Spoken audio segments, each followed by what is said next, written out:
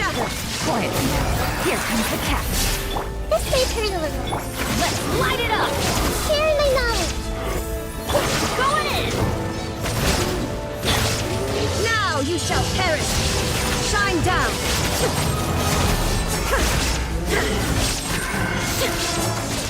Busted. The Temple of Wisdom. Grow. Huh? Things are about to get dicey. Everybody stand back! Illusion shattered. Torn to oblivion.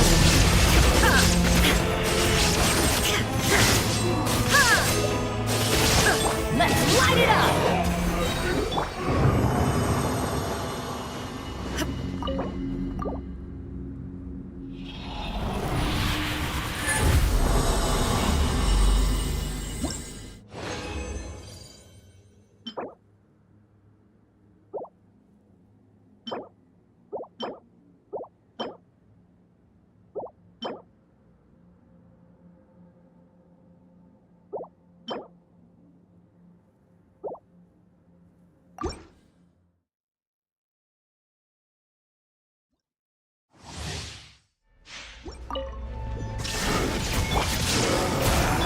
I see everything. Make yourselves at home.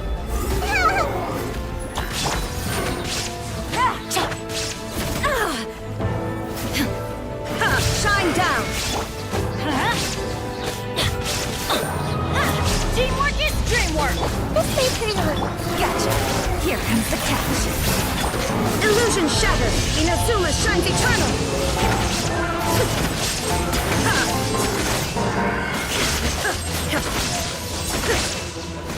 Busted! There is no escape. Committed to memory. Sharing my knowledge. Everybody stand back! Game's up. Fun's over. Gotcha! Let's light it up!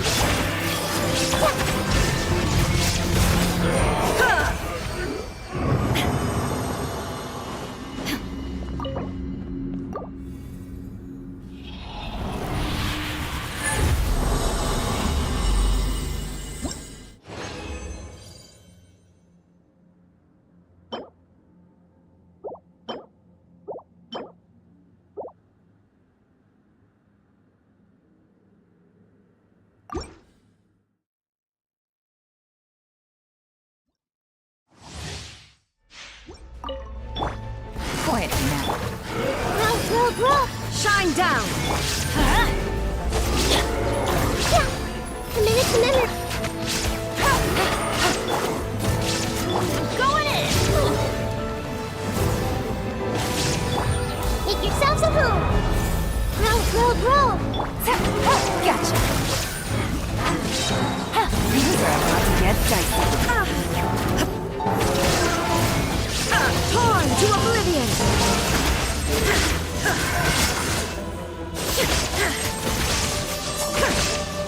There is no escape. Busted!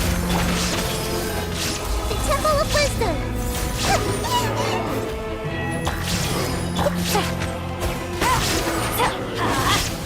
Teamwork is dreamwork! Shine down.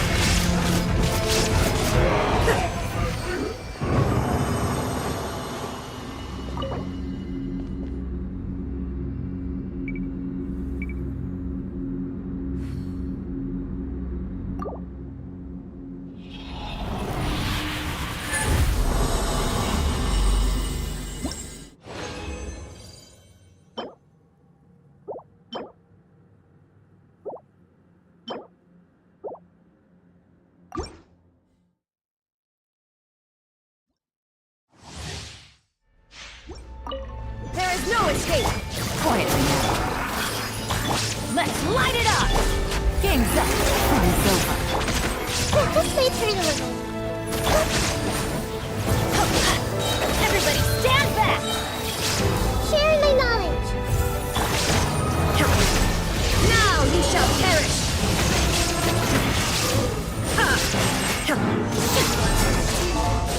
Busted! Grow. Illusion shattered.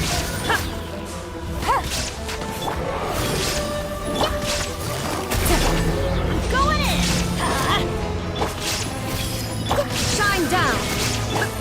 Things are about to get dicey.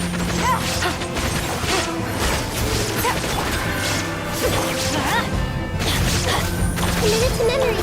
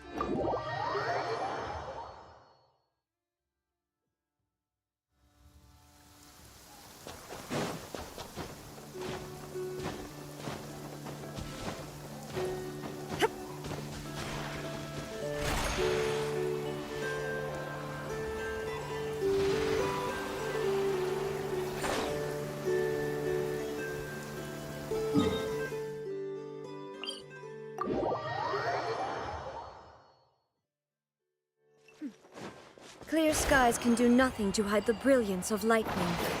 Divine bolts can strike even in the absence of rain. Do you see?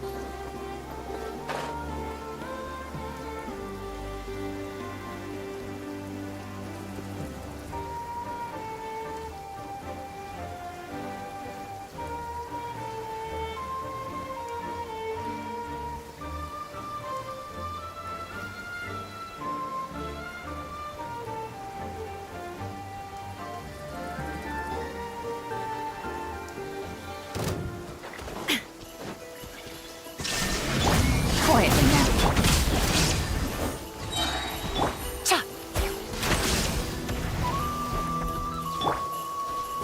Illusion shattered!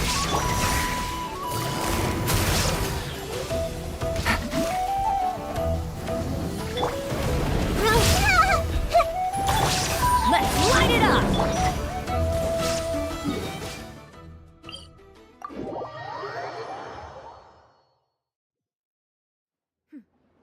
Clear skies can do nothing to hide the brilliance of lightning. Divine bolts can strike even in the absence of rain.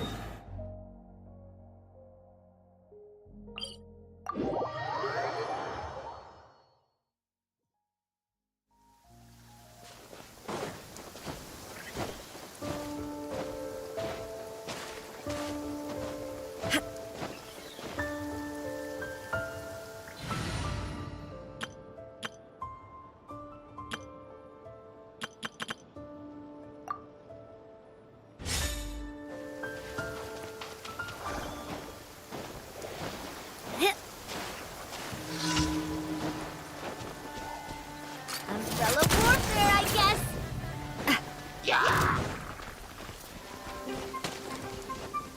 This one's got your name on it.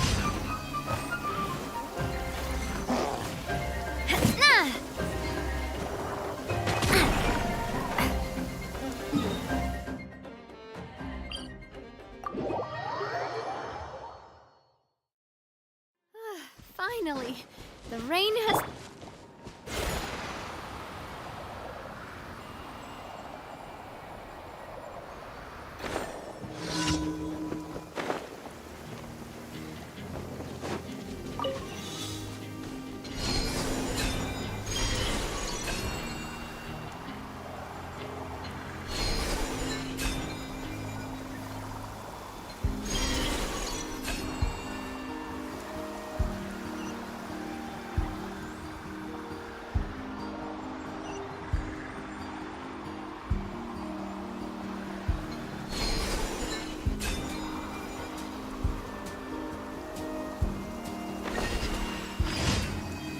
this rain come from? Are you gonna be okay? Here, I'll lend you my coat.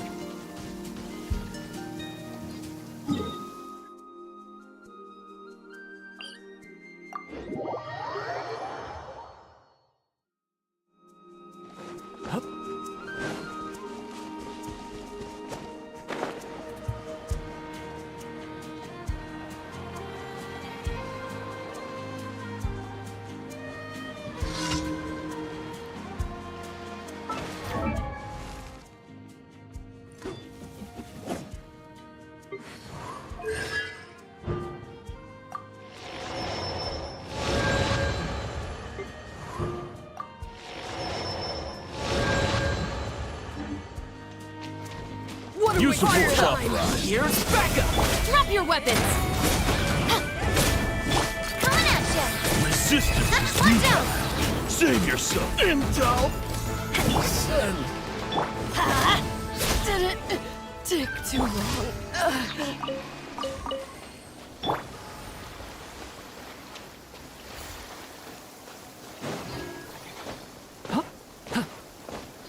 Where'd this rain come from? Are you gonna be okay? Here, I'll lend you my coat.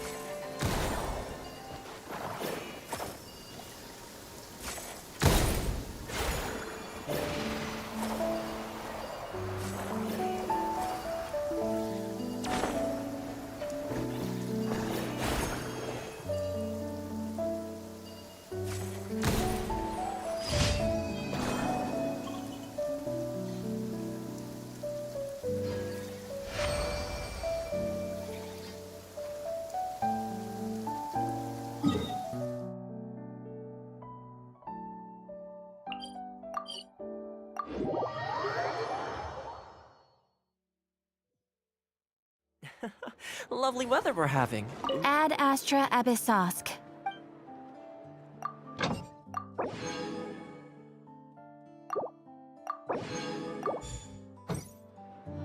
Ad Astra Abyssosk. Welcome to the Adventurers Guild. Thank you for completing today's commissions. Here is your reward.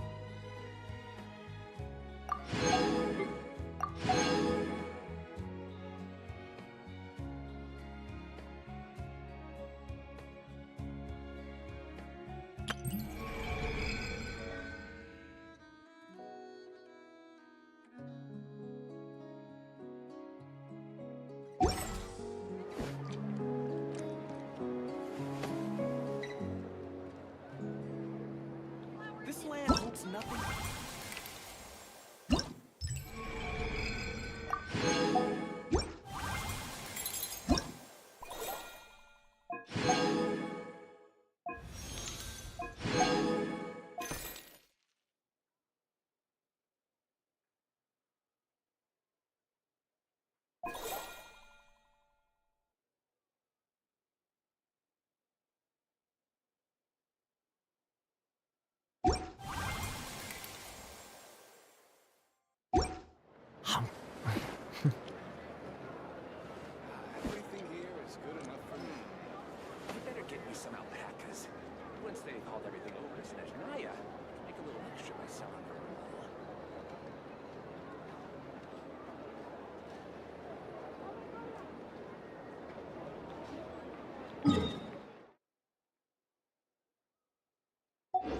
Really did spend a lot recently, only 10 more.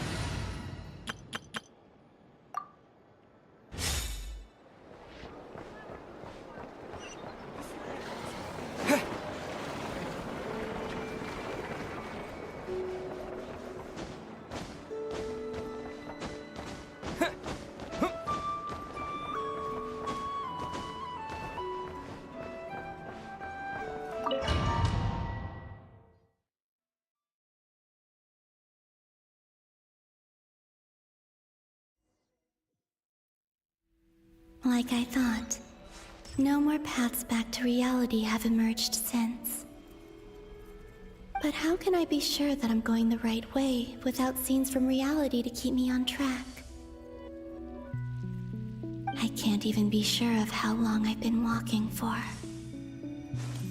The further I travel, the less stable this space becomes. There are even moments where I can sense something that feels like abyssal energy. They can just materialize out of thin air. I have to keep my wits about me.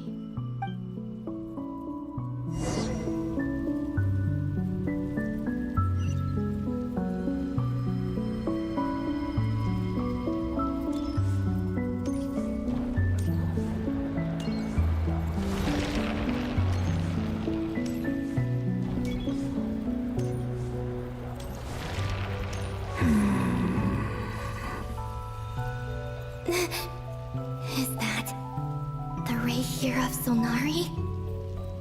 I can't believe he survived. How did he do it?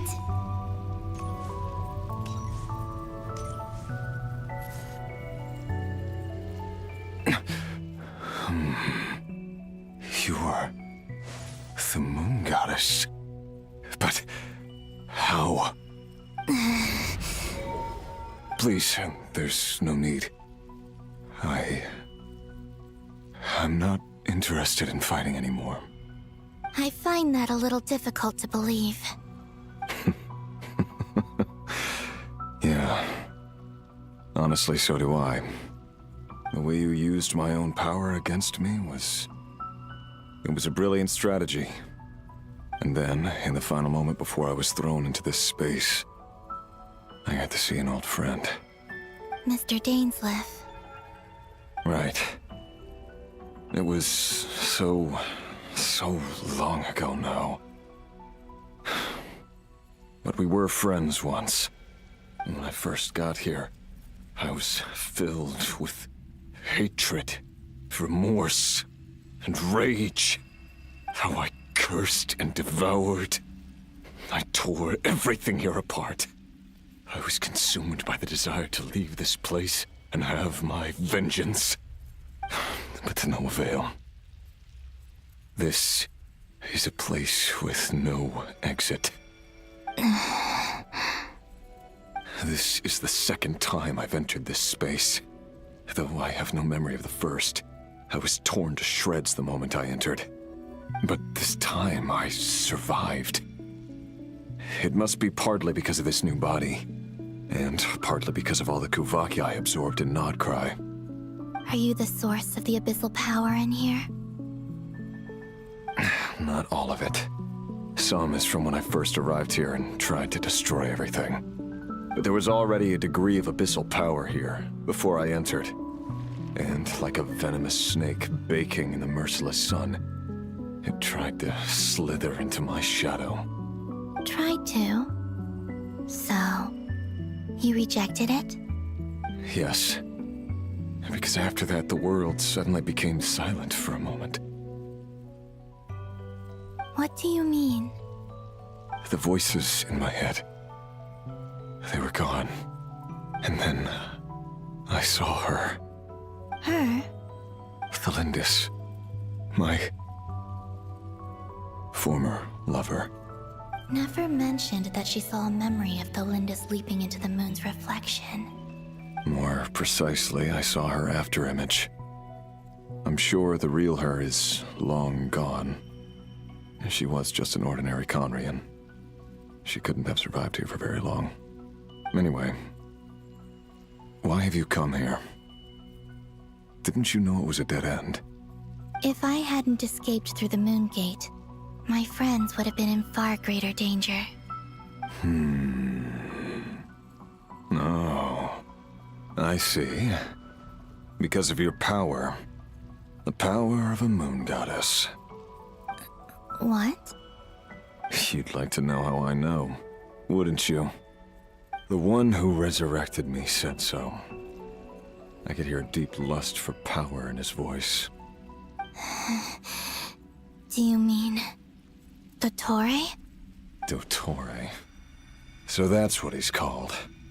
He'd been collecting fragments of my body for a long time.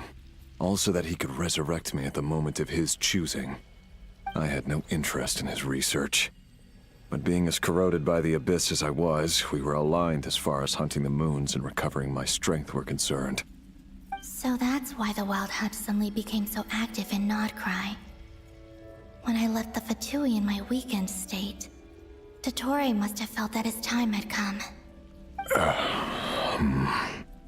Moon Goddess? Could I ask a favor of you? What? I know this is a lot to ask, especially from someone who tried to kill you. If you refuse, I won't fight it. But this is the only thing I desire now. Nothing else matters. What do you want? I'd like you to take a message to Thelindis for me. Thelindis? But... Yes, she's dead. But like I said, I saw her afterimage. I can sense that some part of her soul remains here. Far, far ahead. Why don't you go and speak to her yourself? I can't. I don't know why, but I can't move freely in this space as you can. All I can see is a glimpse of her, walking away. Just like the moment when I last saw her in life. In return, I will clear these abyssal obstacles for you. No, not in return. I'll clear them for you. Whether you want to help me or not.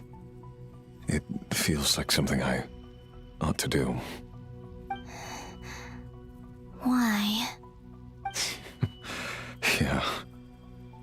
Why, indeed. I've been asking myself that question a lot recently. Why did I do the things I did? I'm tired of it all. Tired of the person I became. People used me.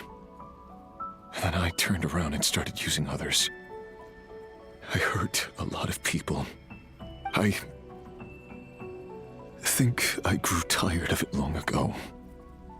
But I wouldn't admit it to myself. And ultimately, that's how I ended up here. What do you wish to tell her? All of it. My past. My mistakes. Everything that happened after we were separated. Is it okay if I give her the abridged version? Yeah, I'm sure there's plenty you can skip over. Just tell her the important parts. Whatever you think that means. Like the part where you relentlessly tried to kill us? It's up to you. Love demands honesty. But my relationship with Thelindis was built on lies. We hid too much from each other. But after living my whole life in the shadows, I don't want to hide anything anymore. I will do my best.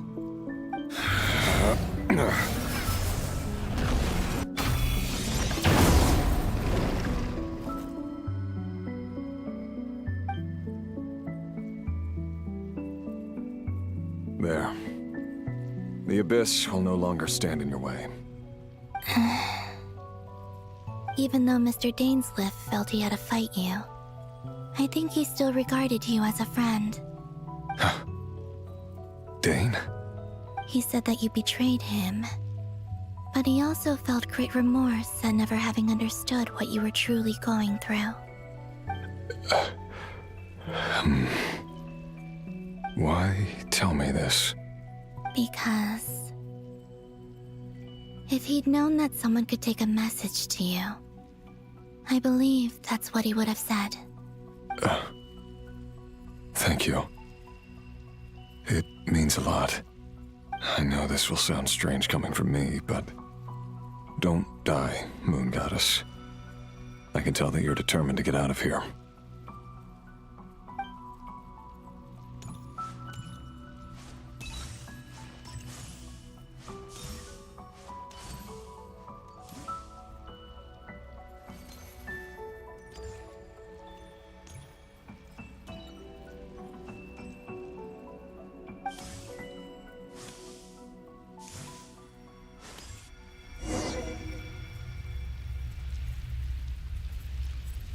He kept his word.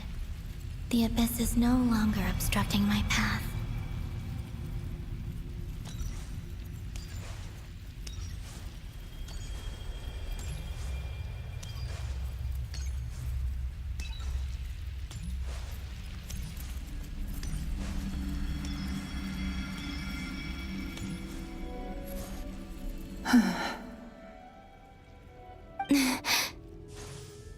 Is that the Lindis? She wasn't far off at all. And yet, they can never meet. Hello, Miss the Lindis. Who are you? How do you know my name?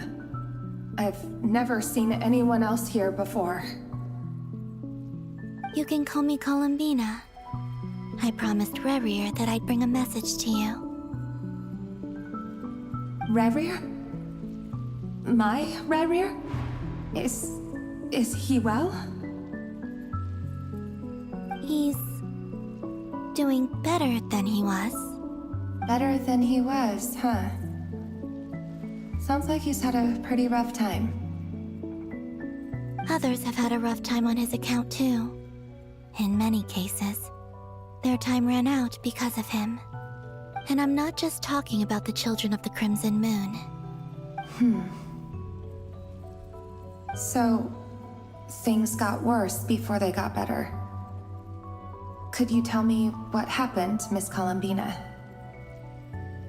Are you sure you wish to know? Yes. This is my opportunity to learn the truth. No matter how hard it is to hear, I have to know. I admire your courage. However, time is short. I cannot stay here for long.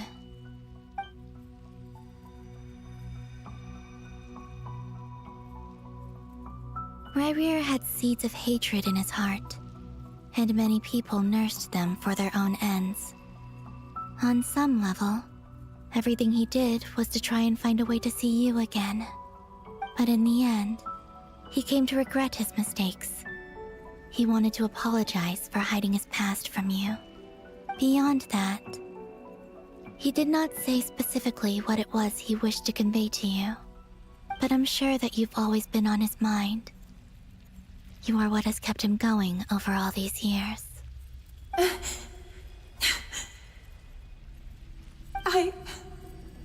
I'm sorry, Miss Columbina. This is so upsetting. I'm not sure how to put my feelings into words.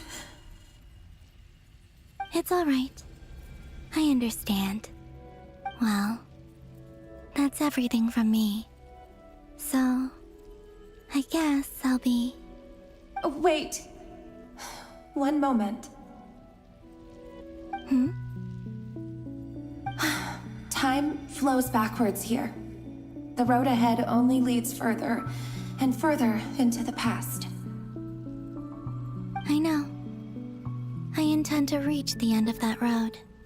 Without a moon marrow, without the 3 moons' power, you won't make it far. Wait, unless... Are you one of the moon goddesses? You could say that. I see. I often think to myself, if life is like a train ride, why haven't I reached the terminus? Where am I even going? And it's not just me, it's this whole place, wherever it is, it seems like it's existed forever. It's such a mystery. Where is it going? I must seem so ridiculous. I can't answer these basic questions, and yet I jumped right in here without hesitating, only to be torn apart the moment I entered by powerful energy currents. Only my soul remains now. Thinking back, I was suddenly overcome with fear and terror in that moment. Perhaps I too became bewitched by the abyss. I may have been the leverage it needed to control Rayrir. I used to be a researcher at the Universitas Magistrorum in Conria, researching the iridescent moon's marrow. Eventually, I came to the conclusion that time in here flows in reverse. Rayrir was one of the Vinster King's retainers. With me, he was in an impossible position. It plagued him constantly. I wanted to help him escape his lot in life. I wanted him to be happy, so I thought I'd use this place to return to the past. At the time, I thought I could just go back to the day that the Vinster King first found the princess. It was only after meeting the princess that the Vinster King started going too far with his research into the abyss. That was the day all of our woes began. I thought I could stop the king from ever meeting her and solve everything. I couldn't kill the Vinster King himself, so I had to find another way to save Rayrir. That's why I wanted to go back, to kill the person who had brought new possibilities to our realm. I'm sure it was a futile endeavor, but the abyss probably enhances the basest human desires. So I naively hoped I could change everything. But I was simply too weak. Like a speck of dust against the whole universe. Look at me. I didn't even survive the journey here. Not physically, at least. I know I'm never getting out of here. But you're different. You can make it, and I want to help you. I owe you that much. How do you plan to help me? Have you noticed the golden energy that exists here? Based on my past research and my observations since coming here, I believe they carry you forward faster. I can share what I've learned and help you understand the pattern in which this energy appears.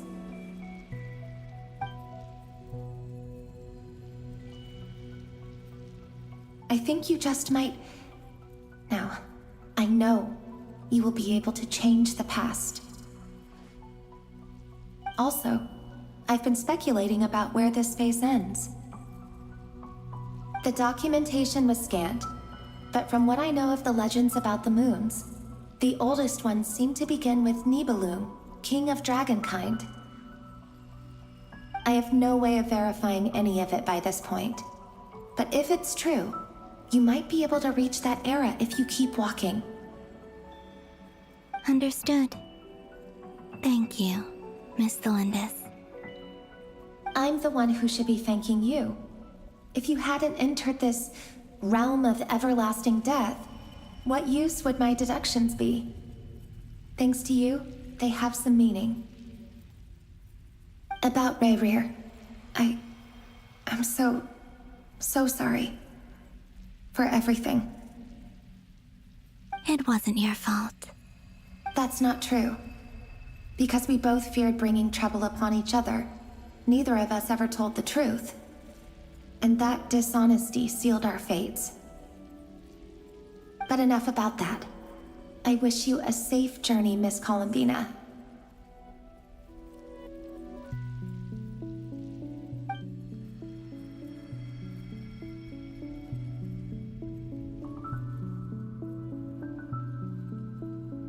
And may the outside world never have to experience pain like this again. Rayrir, you're there, aren't you? I cannot see you, because you exist in the future. I expect we'll be trapped in this prison of space-time for all eternity.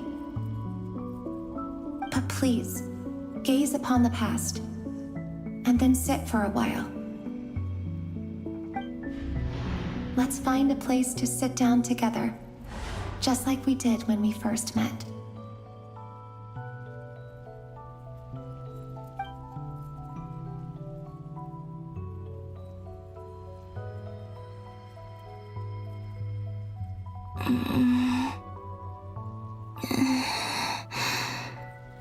How long have I been walking? How much further till I reach the end? Is there even an end to be found? Everything's getting blurry.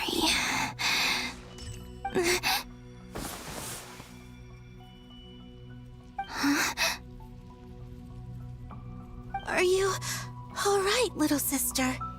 Have you come from the distant future?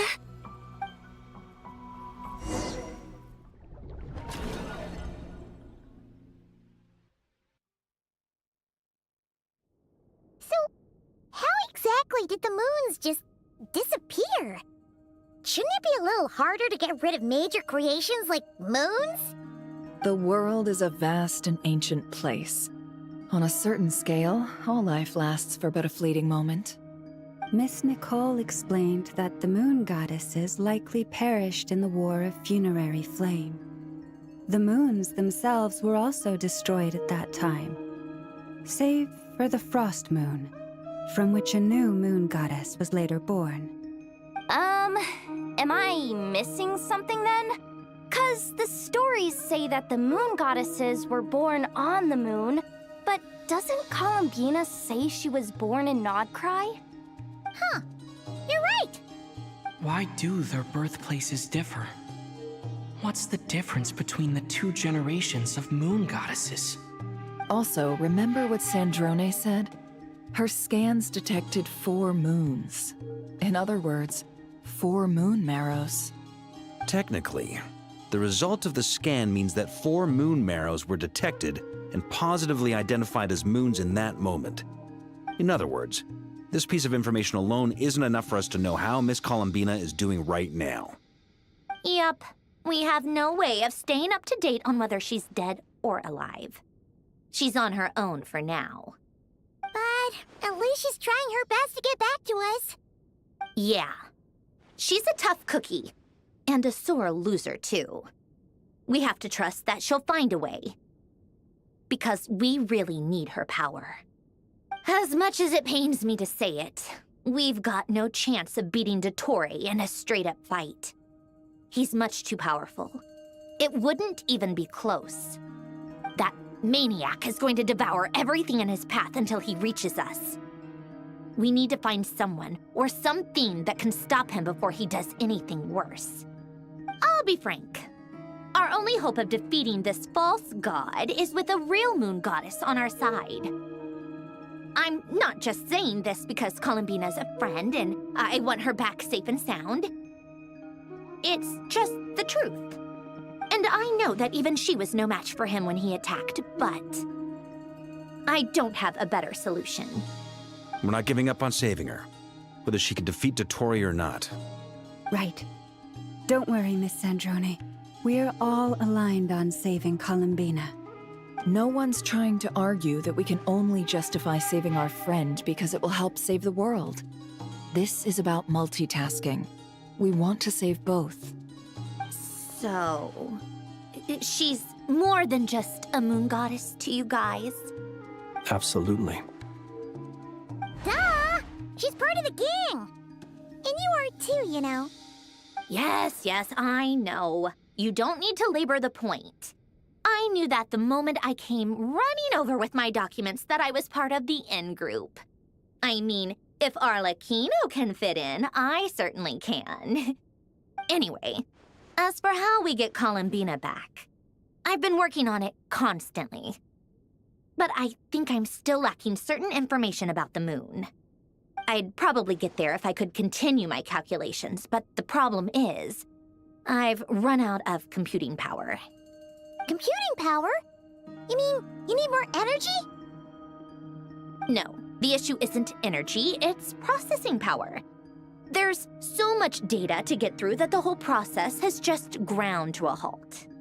That's a tricky problem. René de Petrichor of the Nazissenkreuz Ordo once foretold the fate of the world. But I don't know how he did it. My guess is that he used the primordial sea's power. However, that won't work for me. His methodology was vastly different from my own. What's worse, they're incompatible. And, to top it all off, we can't even leave Nodcry. Ugh, this is so annoying. If I'd known we'd run into a bottleneck like this... Well, no, the design bureau's a bust as well. Curse that Dottore! Couldn't have made this harder for me if he tried. Oh, what do we do then? How about we grab a bite to eat and take a break? Maybe something will come to mind after you've cleared your head. You don't get it, do you? I'm trying to calculate the fate of an entire world here. And I need accurate results, not big prophecies. Where the heck am I gonna find the computing power for that? Ahem. Anyway, time to shelve the discussion on technical difficulties. Being a killjoy isn't very ladylike, after all. Either way, we've done what we can. Rest well, everyone. Remember to let us know if anything new comes up. Hat guy? Is he hinting that we should talk outside? Let's go somewhere a little more private.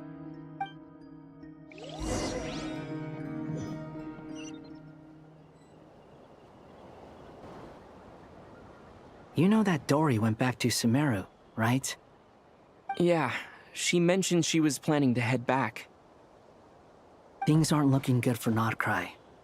She's gone to spread the word so that Sumeru has a chance to prepare for the worst.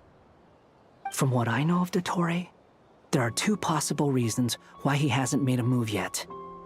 One is that he's still working through some kinks in his new powers. The other is, he wants to see how we're going to react. He'll easily devour everything eventually, so I guess he's in no rush to make it happen. The first false god he made was me. Now it's his turn. Even though my records were erased from Irminsul, Dottore's ideas haven't changed one bit. He once told me that becoming a god was like turning yourself into a hungry wolf or giant serpent to devour the moon. Clearly, he began studying the moon goddess's powers long before he even tried making a god. He's always wanted to get his greedy hands on divine authority one way or another. And in the end, he devoured the moon where I failed. In the desert of Sumeru, there is a chessboard built by King Deshret, also known as Al-Ahmar. I don't know if it was a real game, or if he was just trying to challenge his servants and citizens in some way. But creating games and setting rules, gods do that as a matter of course. That's the kind of power Dottore craves. Now he has the Trilunar Authority. His power is leagues beyond the common people. I don't think there's any point in other nations rushing to the front line. They're better off focusing on defense and hoping they can fend off any threats that spill out from Nodcry. Either way, Dory will inform Lesser Lord Kusanali, and she will contact the other gods in turn. The Seven will have some recourse available. If nothing else, their protection should keep the rest of the world from descending into chaos as quickly as Nodcry has. So on the bright side, even if Nodcry is doomed, your friends in other nations won't be in any immediate peril. That's good to know. But I'm not ready to give up on Nodcry yet. There's a word for people who refuse to let anything go. It's called being greedy. Maybe it sounds greedy to you, and probably naive too. But whatever you call it, that's what gives me the determination to keep fighting. Battles are fleeting, but the will to fight is a long-term commitment. Give up for even a moment, and your resolve will shatter. Why do you always feel the need to do the right thing? No one is born to be a savior. I mean, who's gonna criticize you if you fail or give up? Don't take this the wrong way, but Dottore said something similar to me. I guess the Fatui attracts people who don't believe in saviors. Not necessarily. It's less about belief for me. I just want to know how determined you really are. After all, I don't owe anything to anyone else here. Only you. You look kinda worried. If your arch-nemesis was about to achieve their ultimate goal, I think you might feel a little worried too. That's true. Dottore is about to become an omniscient, omnipotent deity. That's gotta be a bitter pill to swallow. Still, you're calmer than I expected. Obviously. I have to admit that my past self was a reckless fool who misunderstood not only the point of revenge, but how to achieve it. And as much as I want my vengeance, I know I'm not gonna get it by acting alone. If the world's taught me anything, it's to think before I act. Too bad it never taught me any other virtues, though. So, I am going to destroy Dottore, no matter what it takes. So, what's your plan? I'll get to that. First, tell me, what do you think of Sandrone? Just like Paimon said, she's a friend, part of the gang. How much do you trust her? This is a serious question. Think carefully before you answer. Although she's with the Fatui, she has her own values, and she's helped us a lot. If nothing else, she's clearly going the extra mile for Columbina. I see no reason not to trust her. If you say so. In that case, the three of us need to talk. I have some thoughts about her computing problem. It can be solved, but it will come with a cost. How much? If I can afford it, I'll cover it. Sometimes your heroism really backs me into a corner. You know that? Come on, let's go talk to her.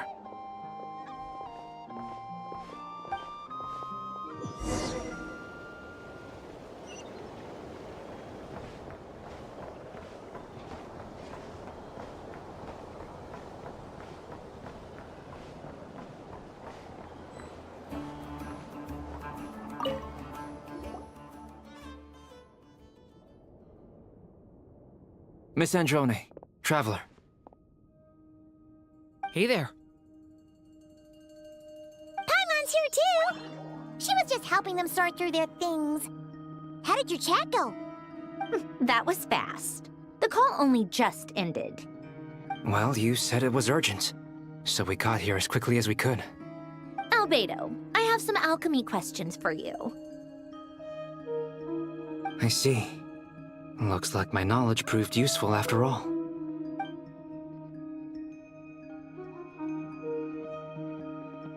If I might ask, what is the end goal for the modified formula you'll be using? I needed to predict the future of the entire world. But I've run into some teething issues since trying to implement Renee's theory of the 4 Orthants. I see. I'll have a look at it. Still, computing power is the real issue here. How do you plan to solve it? About that, it's been sorted. Oh, with the Traveler's help? Actually, you're not wrong. He found the person with the solution. Was it Hat Guy? Yeah, it was him. Wow! Go Hat Guy! Seems like all that time studying at the academia is paying off big time. But where is he? Wasn't he the one who asked Albedo and I to come here? Come with me.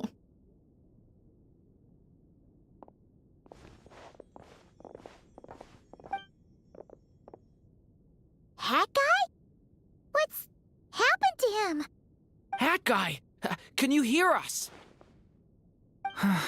No response. I guess he's in hibernation. Hat Guy mentioned that he was a puppet. It seems that his functions are currently shut down. I presume this has something to do with the solution to your computing problem. That's right. He and the Traveler came to see me. Wait, what? You have a solution? Would you calm down? Why do you always react so hysterically to everything? Excuse me? How would you know? You shouldn't be so quick to judge complete strangers. It's very bad manners. Oh, please. It doesn't take that long to figure out that you have a temper. Where does a mere student get that kind of confidence? I've actually published more papers than you. Not that status counts for much. Even Paimon's applied for academia admission. Huh? Are you serious? See? This is why I can't be bothered to explain myself.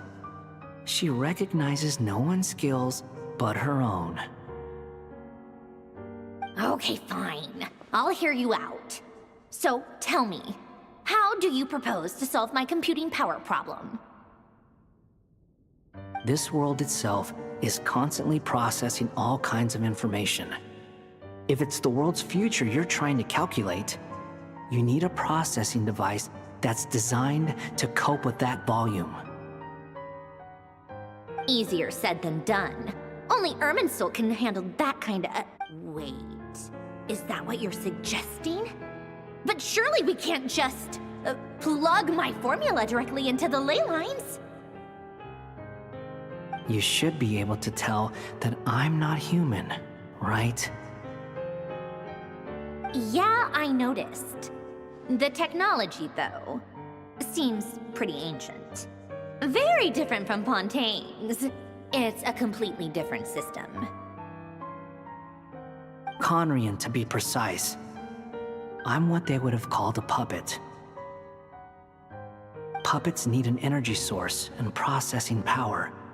The artisans who built them sought out the materials most suited for that purpose.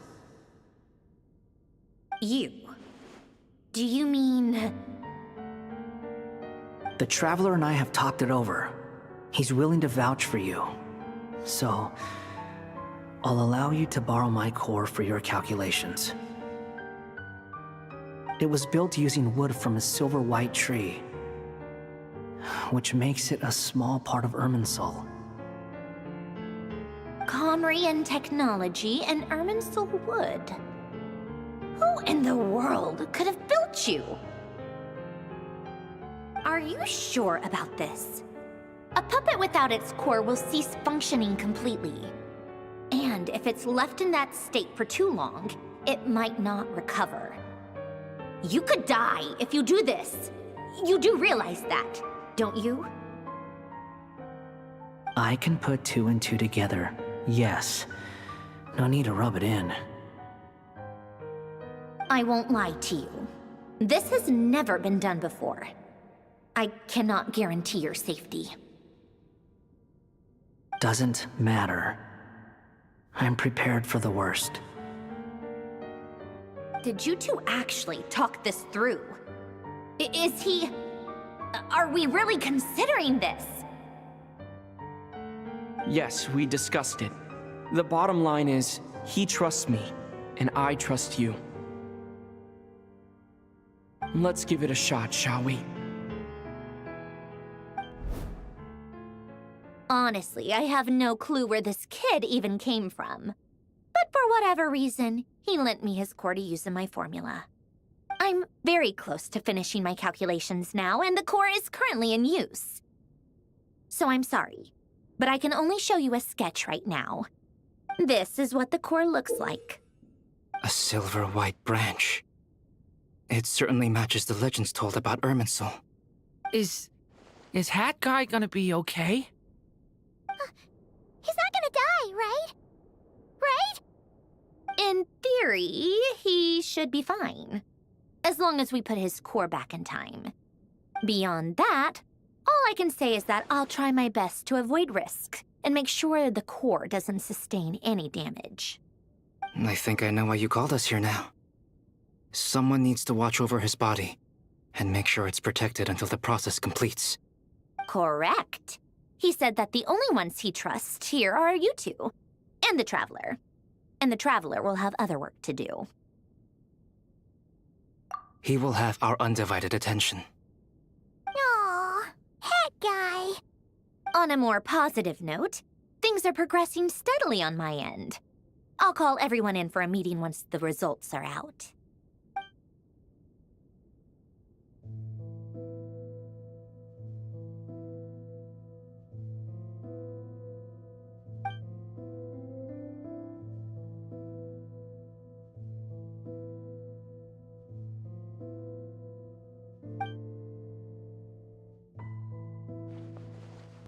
The worst-case scenario with the core removal is either a system reset or a total loss of function. But I'm not afraid. A quiet death should have been my fate long ago. A core is completely different from a heart. It's like another vital organ entirely. I never believed it could be a true replacement for what I sought. But in the end, it turns out the core was more useful to me. Pretty funny when you think about it. It's like the punchline of my entire life. Do you think there's any difference between a puppet and a human? If not, then this would just be another samsara. I have already experienced both a past life and a next life. Part of me wonders whether I'm only capable of making this decision because I've become a real human. What's with that expression? Isn't this a good thing? Sandrone will succeed, won't she? She has to. She will. We all have to persevere until this is over. That's right. And I'll protect you all until a moment of victory arrives.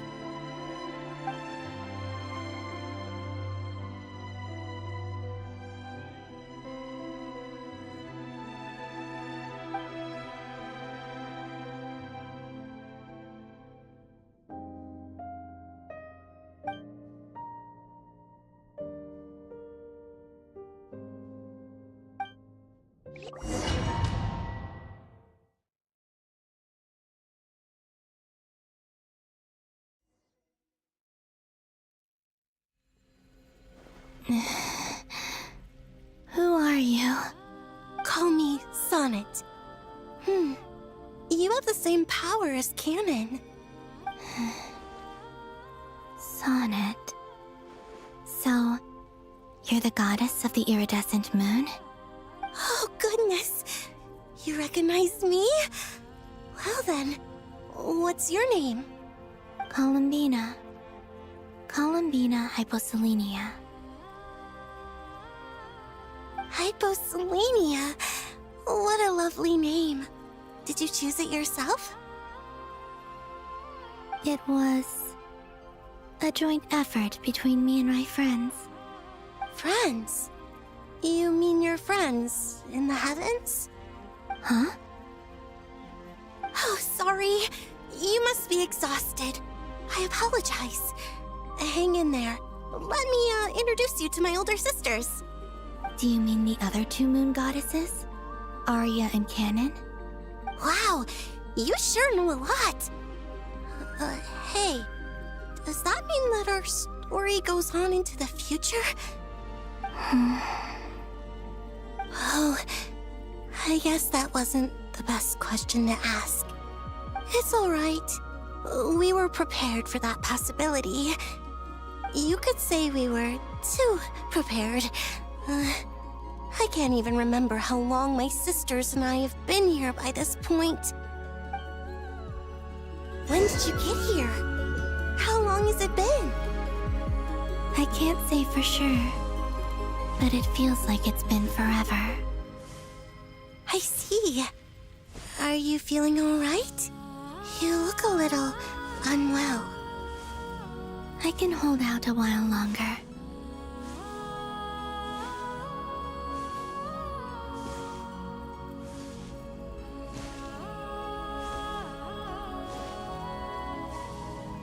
We don't have far to go.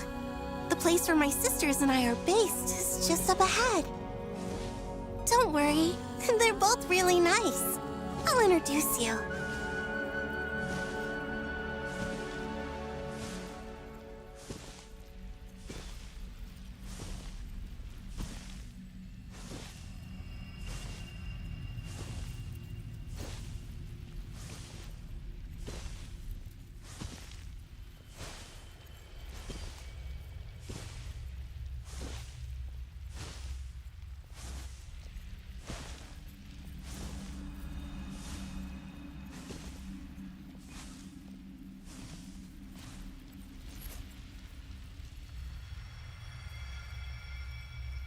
Sisters! I'm back! And look who I've brought with me!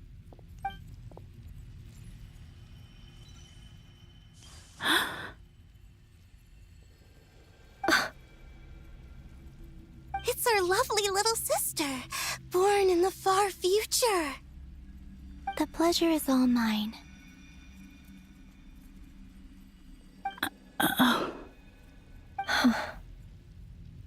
Allow me to introduce you to Columbina Hyposelenia.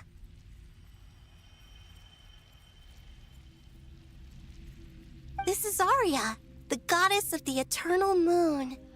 And this is Canon, goddess of the frost moon. Canon, don't you think Hyposelenia's power is similar to yours? Hello, Columbina. I apologize for our startled reaction just now.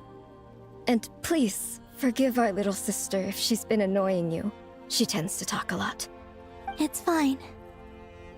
You seem shy. Don't worry, Columbina Hyposelenia. No one can hurt you here. Could you tell me where here is? Please. I must know.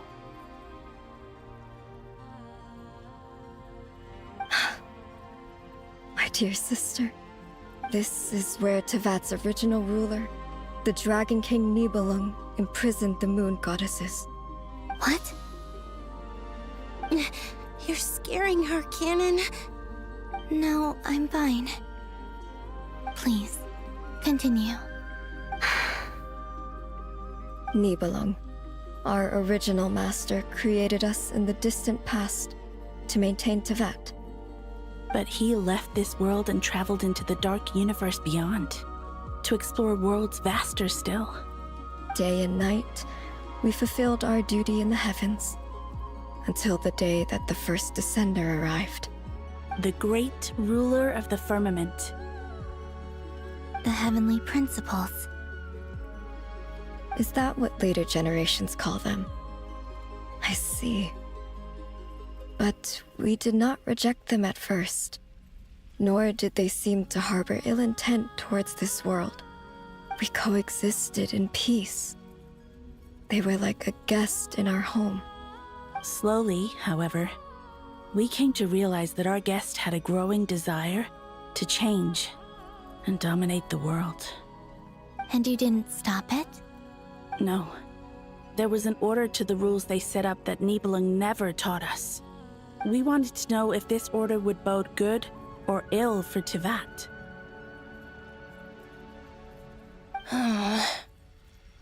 All right. Canon and I wanted to know. Sonnet was against it from the outset.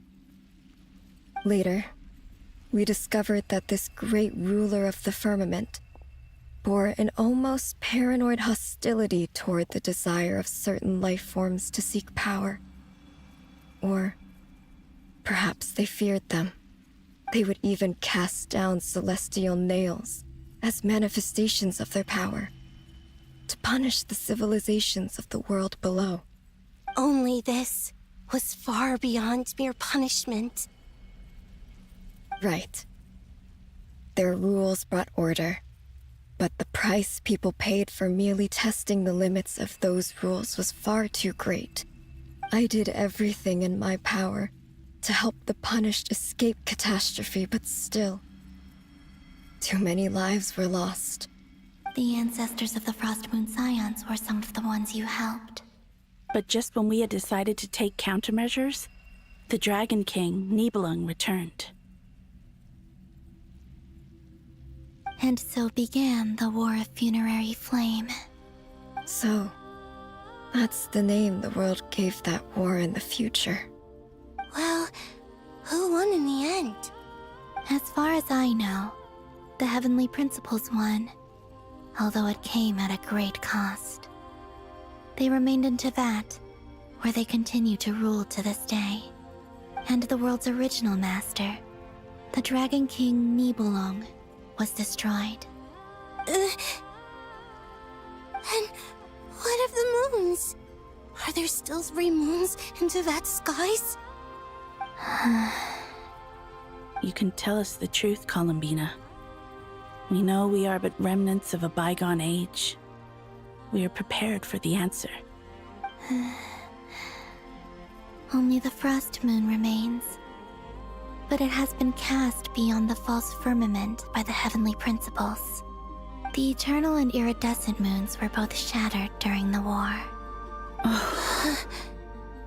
So death finally came for us in the end. Sonnet. But you're still here, aren't you? A moon goddess cannot live without her moon, Columbina. She's right. That's why I began to disappear. Because the frost moon is cut off by the false sky. How much worse it would have been if it were outright destroyed.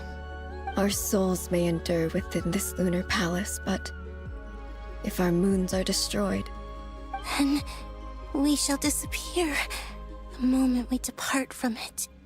I'm sorry. There's no need to apologize to us, dear sister. If anything, we owe the world an apology. If only we'd decided to act sooner, rather than arguing amongst ourselves. all the more reason not to spend this time in regret and repentance. Instead, we should focus our efforts on how we might help our future sister. Sorry? Don't you see, Columbina, your story is not yet over. Is that not why you are here?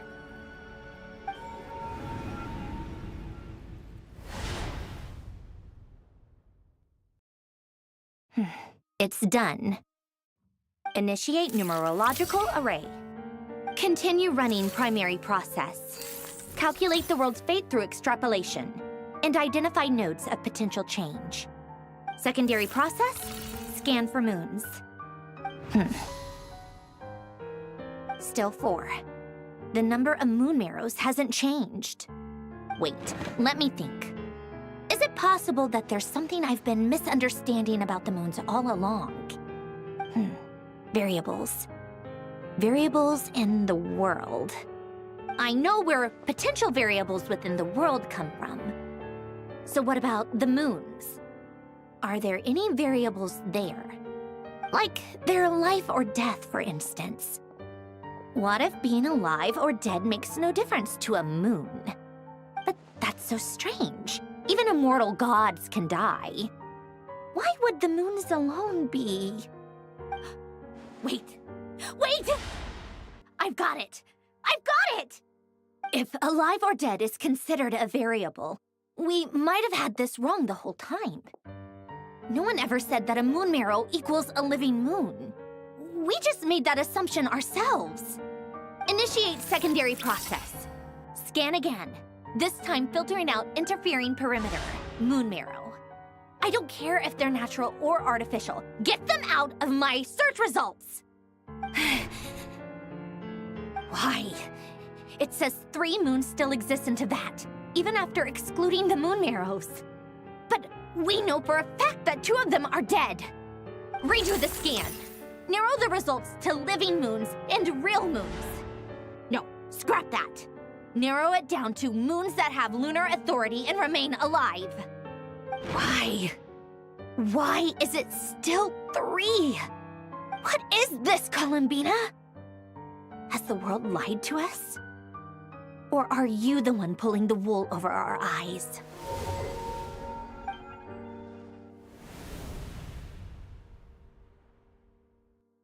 So, You think that the moon's reflection might be where Nibelung imprisoned the three moon sisters?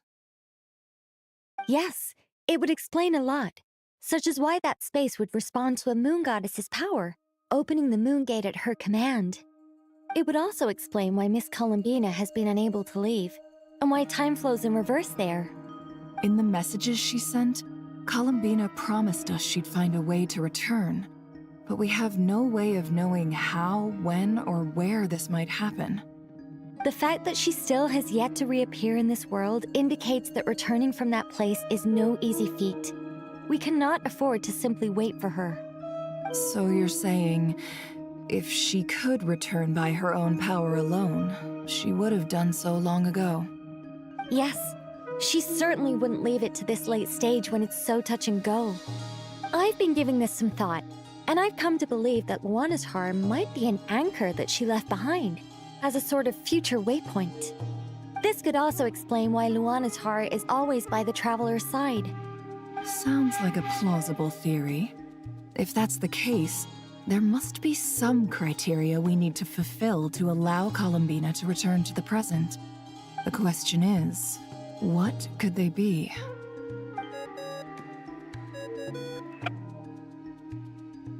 Hello? Listen up! This is extremely important!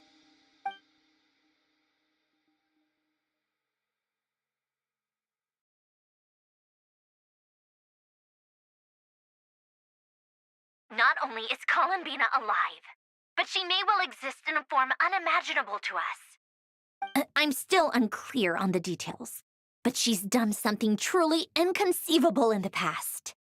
And the clue to what she's done lies in the moon and Teyvat sky. Truly amazing. Oh, I'm so delighted for her. I'm sure we all feel the same. And I'm sure Columbina is ready to get back here and fight by our side. I'll keep my calculations going and try to find some way of coordinating with her. But that's not an excuse for everyone else to slack off, okay? All of you had better keep trying to think of solutions. How can the dead moon still live? And Luanatar...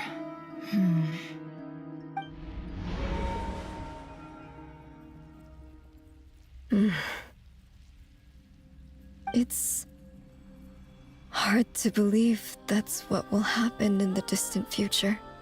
Our authority is linked to the most fundamental rules of Teyvat.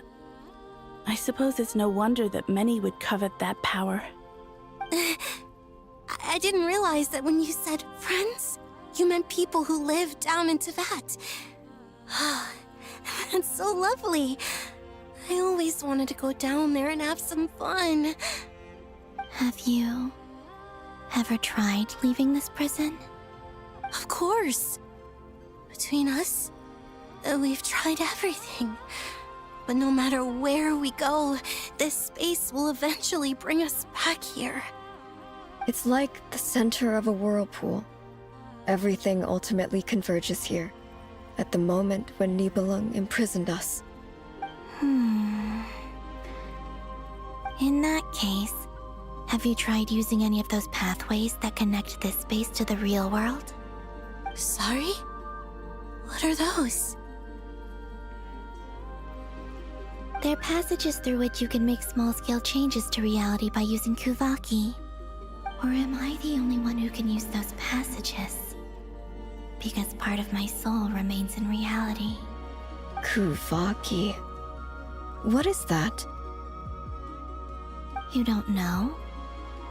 It's a unique kind of elemental energy found only in Nodcry, the land from which the moons arose.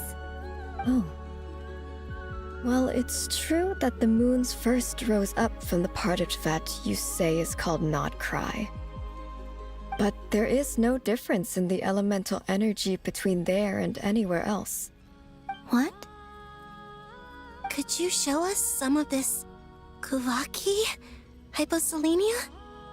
Maybe if we see it, it'll make more sense. Okay. Isn't that just your power? What? But it's everywhere in Nodcry. In the air, in the land. Even the creatures who live there have adapted to its influence. How curious. This Kuvaki certainly did not exist anywhere in the world before we were imprisoned. Let alone influence living creatures. So, how exactly does it affect them anyway? Can they float in the air like us? This is so strange. Why would their reality differ so much from mine? Columbina, you're looking for more than just a way out of here, aren't you? Yes. If I am to help my friends, I will need trilunar authority on par with that of our foe. You mean... you'll need our power? This sounds extremely risky. The Three Moons' powers are not mutually compatible. Concentrating them into one goddess will be a very painful process. And if anything goes wrong, it could tear you to pieces. I know. But I'm willing to take that risk. Even so, let's say we successfully transfer our authority to you. How will you take it outside this prison? Niblin constructed this realm specifically to prevent us from using our powers to interfere in his war. No moon goddess can leave this place alive. What if I don't leave alive?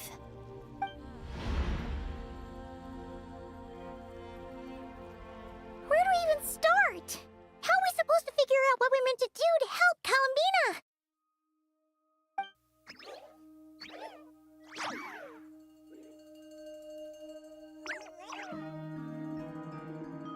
Columbina?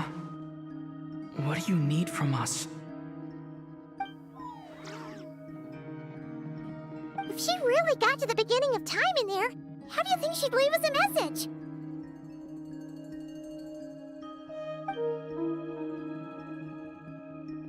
You don't think she'd write it down on a stone tablet somewhere in the hopes that we'd find it, do you? Seems unlikely. Columbina may not talk a lot, but she thinks deeply about issues like this. Let's review what we know. This is the Columbina who fought alongside us against the Rahir of Solnari, and with whom we celebrated Moon Prayer Night. She knows our personalities, our ways of doing things, even our unique strengths and abilities. So, if she wanted to tell us something from a long, long time ago, what would she do? Oh.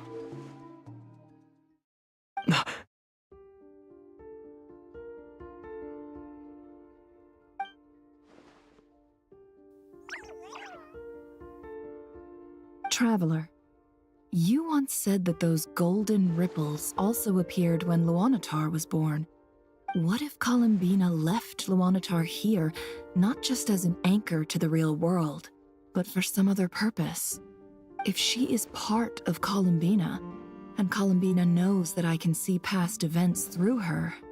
Oh yeah! Like when you peeked into Rarir's past through his heart! Nefer, wait! If you're right about this, and you can really see past events through Luanatar, your eyes, they'll... Oh, I know. Looking at Rarir's past in Conria was already enough of a strain on my eyes. Looking this far back into the past, it'll surely blind me. But it's our only chance. This is the only way. Boss. We spoke about this once, a long time ago. Do you remember what I said, Yehoda? The day I lose my sight, the Curatorium of Secrets will be yours to run. But... What's wrong? I'd be overjoyed if I were you. This day's come a lot earlier than either of us expected. I need to know you'll honor our agreement, Yehoda. Promise me. Yes, Boss Neff. I promise. Are you sure you don't want some time to think this through? What is there to think through? I should have gone blind after our battle with Rarir. Frankly, it's almost criminal that I got away with it for this long. Then at least let me take some precautions on your behalf. And if you really do lose your sight, I'll visit your office every day and make sure you're well looked after. Oh, please, anything but that. I was actually ready to go through with this. Are you trying to scare me into backing out? As if I could ever scare you. I'll assume you're just joking to calm your nerves. All right, enough chit-chat. Let's do this.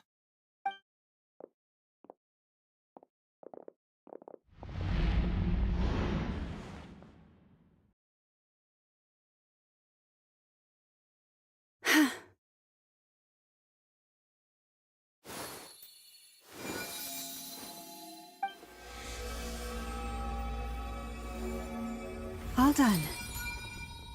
Good. Now give me some space.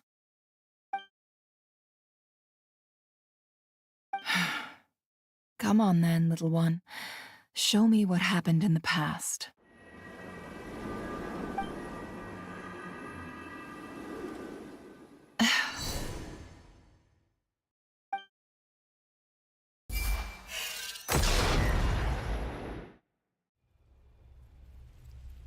Between the Trilunar Authority, Kuvaki, and the sole-surviving moon, the Frost Moon, I think I might know how to get back.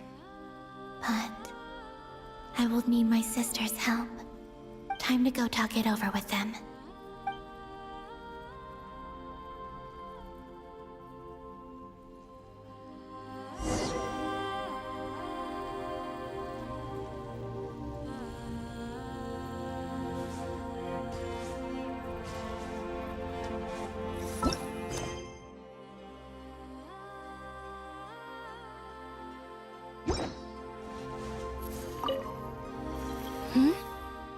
Have you decided what to do? I hope it's not too dangerous. You really scared me when you said that thing about not leaving here alive. Come on, let's go find the other two.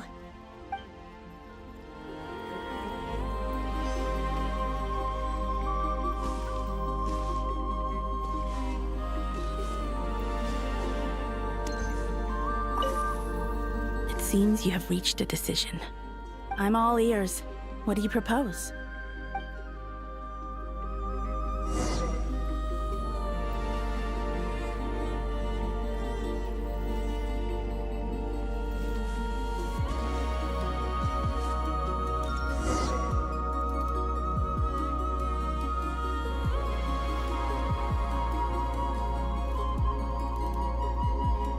Have you figured it out, Columbina? Tell us. How do you plan to leave this place? I intend to die here, in this moment. And then be reborn in the future with the help of my friends. What? What are you saying? How can the dead be reborn? And how will you inform these future friends of your plans? You can't exactly leave oracles. Nothing can escape this place. Not a single ray of moonlight. And even if you found a way, what if they never find the message you left for them? You'll... No, that won't happen. Come again? They will find my message. I'm sure of it. I'm not following. How exactly will you achieve this? It's quite simple, really. First, I will leave my soul here.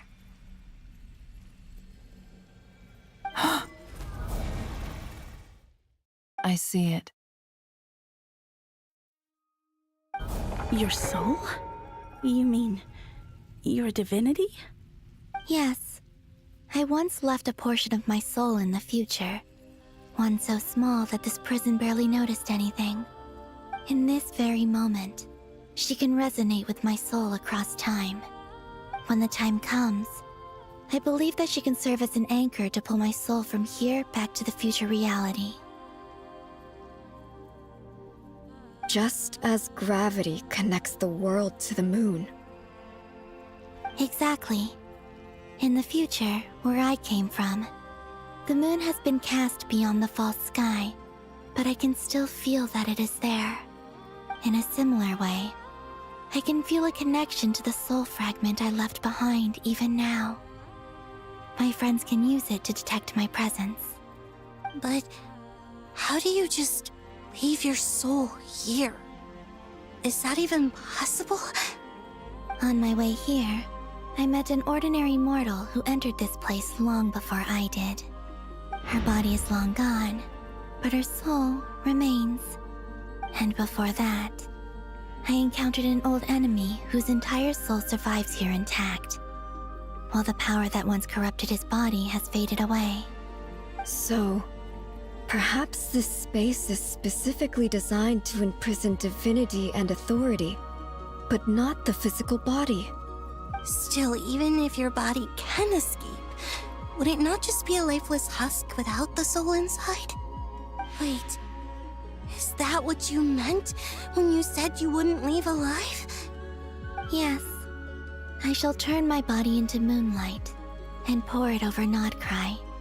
That power shall protect the land and quietly blend into it, awaiting my soul's return in the future. However, I cannot do this on my strength alone. I would need your help to do this, so I'm humbly asking for your assistance. Oh, dear sister, you need not be so formal. As I said before, we are but remnants of a bygone age. You, on the other hand, were born alone in that distant future, and you have walked a long and lonesome road since then. How could I bear to let your story end here in this dungeon? Don't forget, we are your sisters, your family.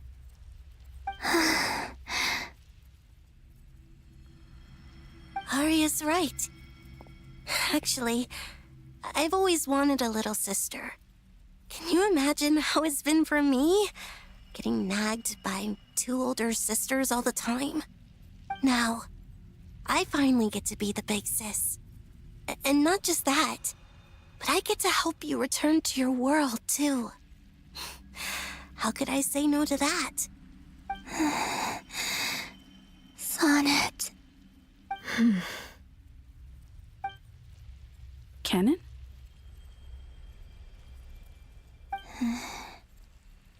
I'm sorry. I know this is a bold request. The Frost Moon is rightfully yours, and it remains intact. Oh, no, please, don't misunderstand me, Columbina. I was just thinking back on the years that the three of us once spent together. You cannot imagine how happy I am to hear of the future world you describe. The Frost Moon Scions, your lovely, kindly friends. For the three of us, whose purpose in life was to maintain the peace in Teyvat, it is a great relief to know that the people of this world live in such an abundant future. If your plan can save them and save Nodcry, I will gladly give you all that I can. Besides, the three of us have been together since the day we were born. I could never abandon them to live on alone without them. Canon. Still, I do have one question I would like to ask you before we proceed. Certainly. What is it? Why do you cover your eyes?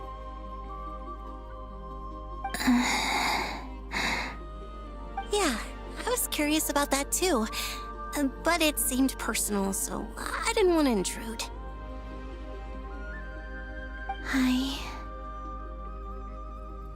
There was a time when I refused to look upon the world.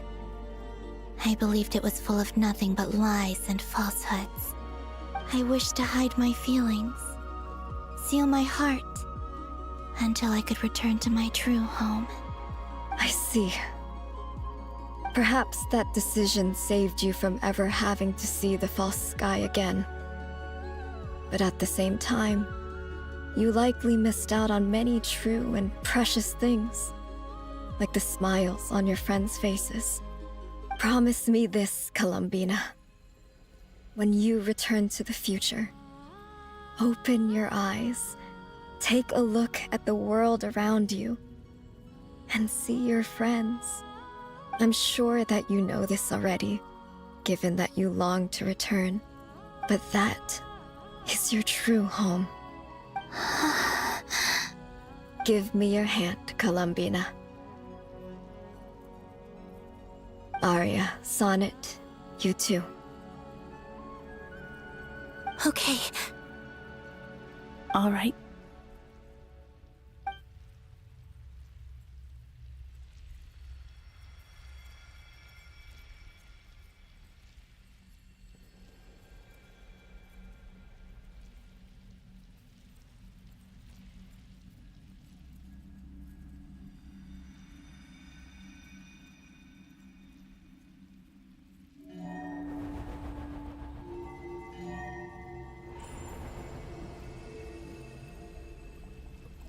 We once were the songs sung for eternity, but now it is you who must continue to sing. We once were the tides in the great river of time, but now we subside, and you arise. We were the messengers of madness and inspiration, but now the lies have faded, and your truth must endure.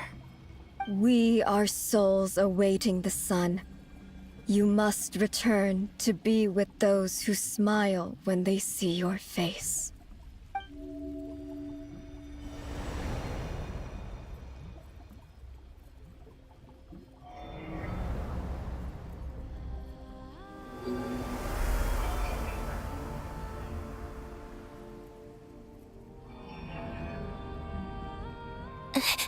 Is it done? Yes.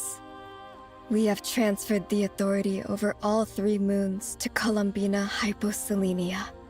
From this moment on, she is the Tri-Lune Goddess, the one and only moon goddess of this world.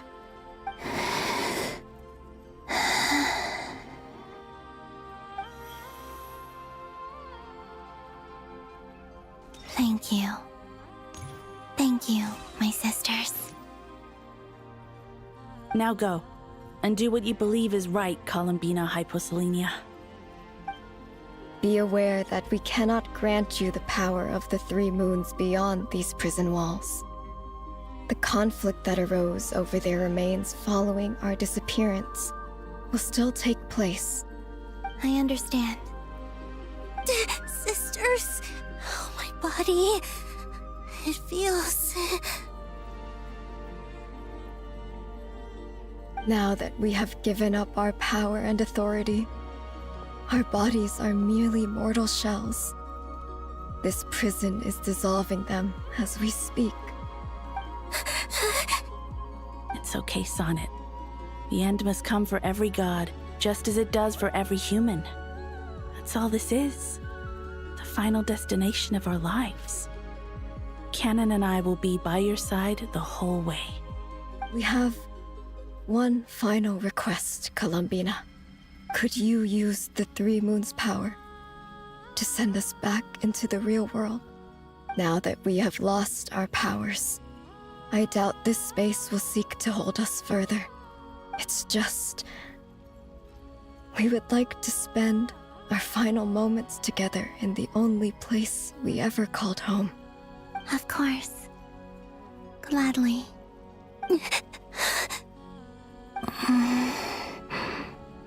Sonnet? Yes? Don't... I wish I could tell her not to give in to the abyss. Not to be afraid. But is this really what I should say at this moment? Don't forget. I'm so glad to have a big sister like you.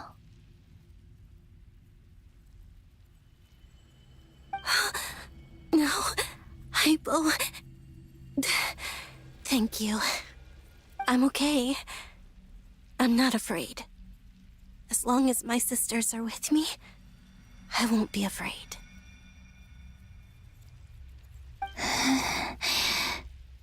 It looks like This is goodbye, sisters.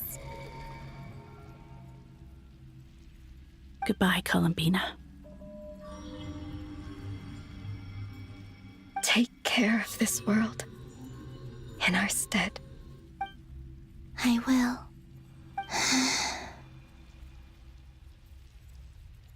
And now, it's time for me to bid farewell to my body, too. May it become the moonlight that keeps Nodcry company through the long years ahead. So this is why Nodcry was not always home to Kuvaki. It only appeared after I poured my body out upon this land, and only this land.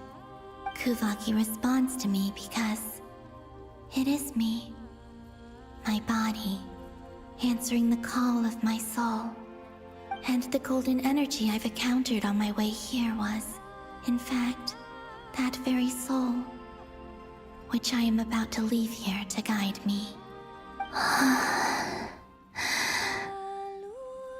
O power Trilune, eternal moonlight. I, Columbina Hyposelenia, lay aside my body. Let it be cast into the dark night to illuminate the future.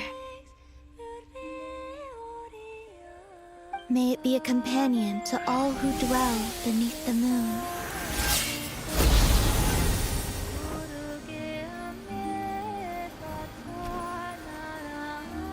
Until the time comes for me to return home.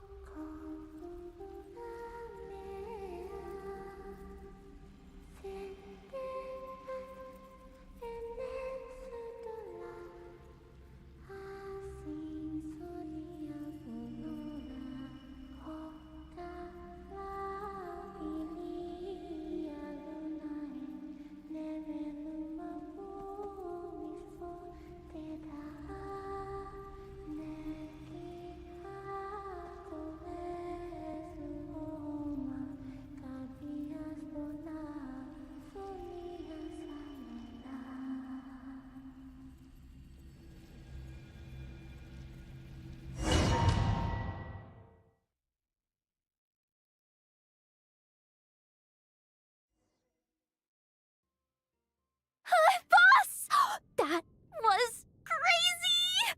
Were we even allowed to see that? Is anyone? Oh, can you still see? How many fingers am I holding up? I see 2 fingers, and a look of sheer terror on your face. Truly astounding, Miss Nefer. Your eyes have glimpsed the very ends of the world, and yet they remain as sharp as ever. Or is the credit for this miracle due to Miss Lauma? It seems that even time itself is no match for your medical skills. Surely you jest, Mr. Flint.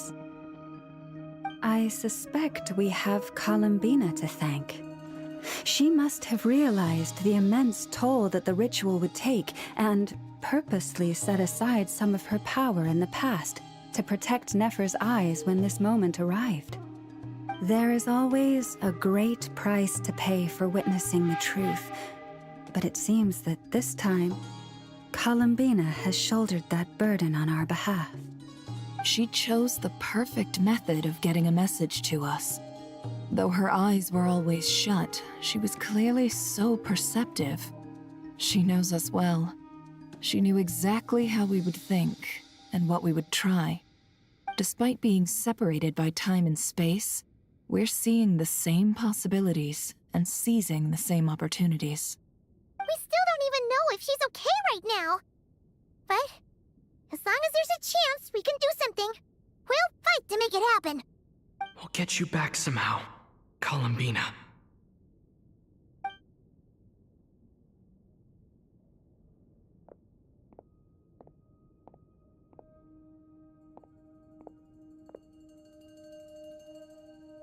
Well, based on the information we now have, let's figure out our next moves. Thanks to these gentlemen, we have a much clearer picture of the situation with Dottore. The civilian population has been moved to safety, so we no longer need to hold back. Miss Androne, how are the calculations going? So far, so good. I'll keep seeing how far I can push the system, though. Can't have Hatman being powered down for nothing. There's still a long road ahead. Where should we begin?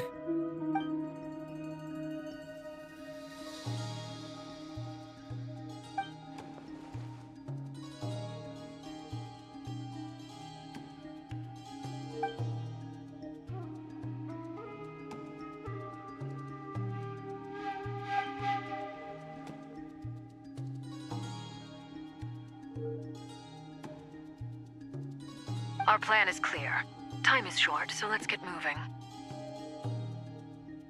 There's just never enough time, is there? Time is the bane of my existence. Ugh. Anyway, I'm gonna get back to work. All right, we'll do our part too. Yeah.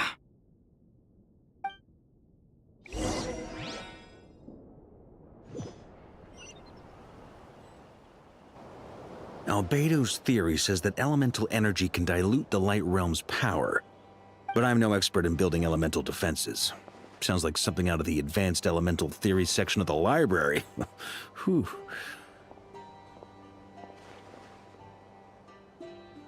You seem quite troubled. Well, yeah. I mean, who doesn't get a little flustered when they're completely out of their depth? You were the very picture of confidence back when you approached the Hexen Circle. Yeah, I could have been faking it through that whole meeting for all you know. Who's to say I'm not just a ball of nerves in a charming and gregarious package? Oh gosh, really? I'm so sorry, I had no idea. Well, you're all the braver for it. Still, I was much more in my comfort zone than I am here. At least in Mondstadt, you can cry for help from a cliff top and actually stand a chance of summoning Barbados himself. Things have never looked bleaker than they do now. If we don't pull this off, Teyvat's doomed, isn't it? Oh, you think so? Actually, yes. Yes, it probably is. It's a shame. Don't put too much pressure on yourself. Teyvat has faced annihilation many times in the past, but it also gave us you, didn't it? Hey, don't give me that. It's not like I'm anyone special. I disagree. Every human born in this world is special. We angels have always believed that. In that case, this humble human being has a big favor to ask of you. I thought you might say that. I'm sure Alice, in her great wisdom, sent you here precisely to help us in this difficult time, yes? Well, that has less to do with her wisdom, and more to do with my power. Of course, of course. Well, the thing is, these elemental defenses we're about to build, I don't think it's a question of if they'll fail, but when. Durin's findings from his patrols make it clear that Dottore is constantly expanding his territory. First it was his lab, then the design bureau, and now this. It's not realistic to completely stop him encroaching on the rest of Nagcry. Rather, our goal should be to stall him for as long as possible. If Miss Androne's calculations are correct, well, they're the closest thing to certainty we have in this situation, so let's assume they are. Anyway, her calculations suggest that our best hope for victory lies in Miss Columbina's return. It's up to us to slow Dottore's advance and buy time for her to make a return. Are you asking me to help you with building the defenses? No. I'd like you to prepare for what comes next. When he eventually reaches us, we will have to fight him. You were an angel once and a mage now. I'm asking you to lend us your protection. Oh. Can I take it that you're triggering the terms you fought for during our three-way talks? Well, technically those terms were about protecting Mondstadt. But if you're happy to agree to the change in location, then yes, let's do that. You're cashing in on this much sooner than I'd imagined. Well, yeah. The way things are going, I might not get another chance. Very well. The mages have heard the knight's plea, and we will respond. To tell the truth, Alice and I had already discussed how we might help you all, so I didn't come empty-handed. I always like to be prepared.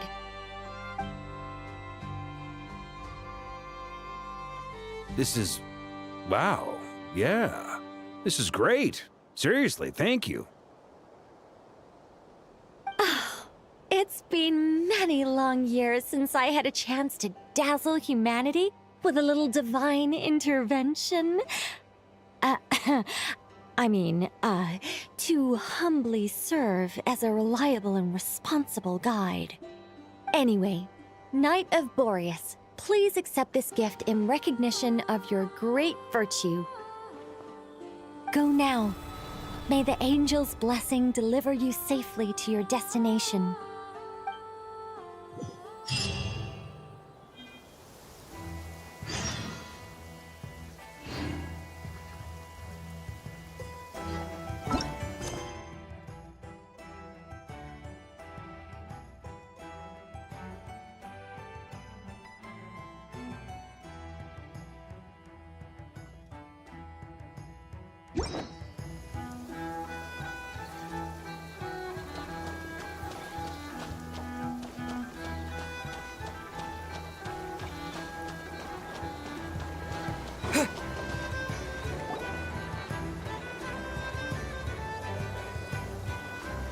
You're here. Sandrone! How are things going? Glad you asked. You two are about to become the first people to lay eyes upon my masterpiece.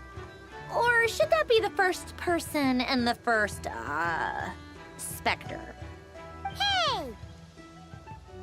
Whatever. Come, feast your eyes on this. Wow! We've never seen something like this before! This meter displays the progress of my formula. Currently, it's still making the most important connections. Once it's finished running, I'll deliver it right to your side. And then, we can finally bring Columbina back. What do you mean, deliver it? Can't you just tell us over the Dodo communication device? It'll just be some numbers, right? Ugh, you're such a greenhorn. This isn't the kind of formula you solve in math class. It's a highly complex algorithm capable of constructing a framework of rules. Ugh, whatever. We'll be here all day if I start trying to explain it. All you need to know is the formula must be completed before we can bring Columbina back. I'll share the data with you. Nicole's agreed to let me use her information channel, so we just need to use the Dodo communication device like so, and... there. Now you can check in on my progress. Wow! Look at that! You're amazing, Sandrone! About time you recognized my genius. Took you long enough. Anyway, that's all for me. You should check on the others if you have time. Make sure we don't have any weak links in the chain. That might sound harsh to you, but close supervision is a common practice in the Fatui. Not looking to catch anyone out. I just care about everything going smoothly. That's all. I'm kinda stuck here while the formula's running, so I need you to be my second pair of eyes in the meantime.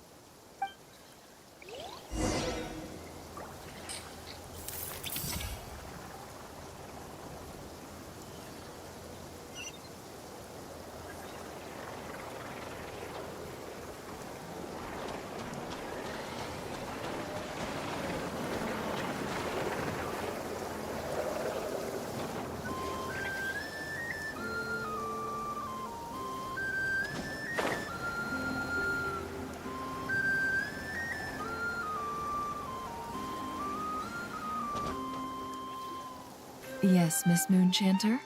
What are you staring at? You always address me in the strangest ways.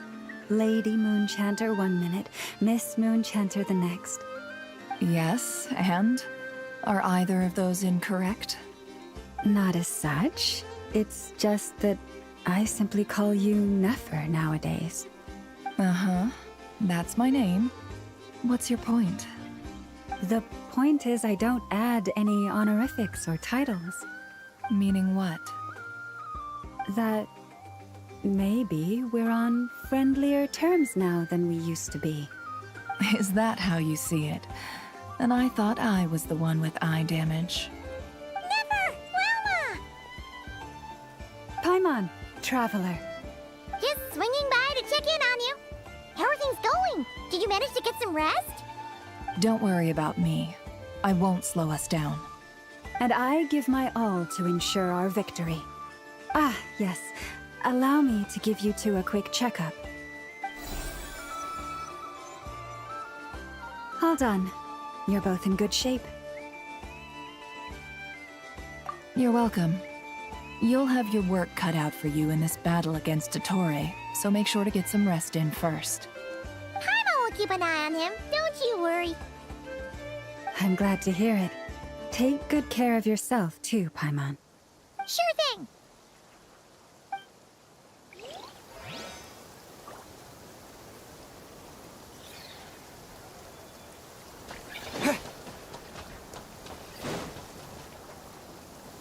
Thankfully, Miss Nicole has come to our aid. Nasha Town is now looking very well defended. Golden Flame. Yes, that's Nicole's power, all right.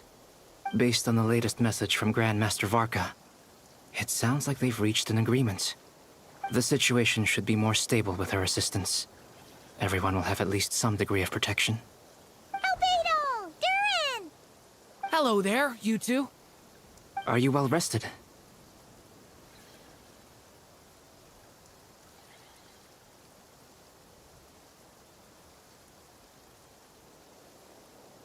That's good to hear. As per the plan, Albedo and I will be in charge of Nasha Town. As Dottore's energy field expands, it's creeping ever closer in that direction. But we will do our best to hold our position. We fought side by side many times before, and always with great success. I believe this time will be no different. So don't worry about us. Focus on fighting Dottore.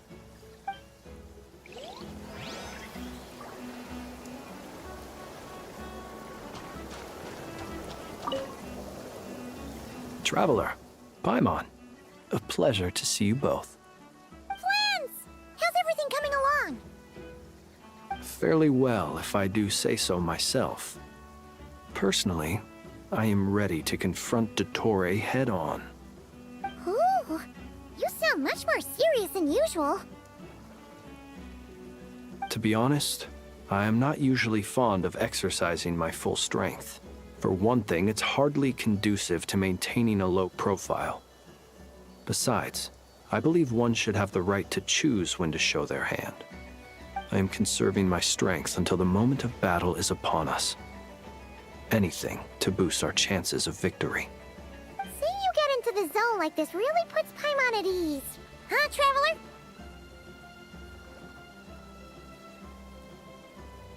I consider it an honor to have your trust. Rest well. I look forward to seeing you both in your element during the battle.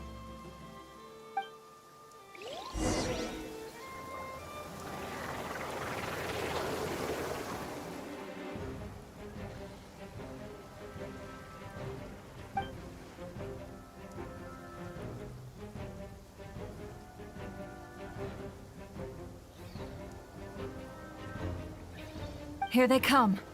That's quite a horde. As we expected. Get ready, everyone! Take your positions and prepare to engage. Let's begin. I'm at the ready.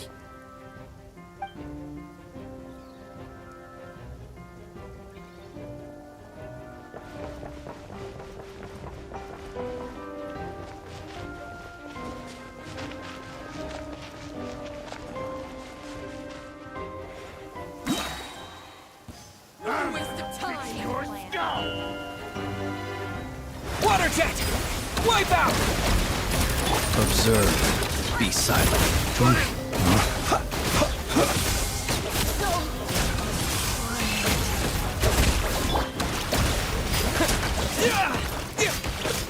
Did it take too long?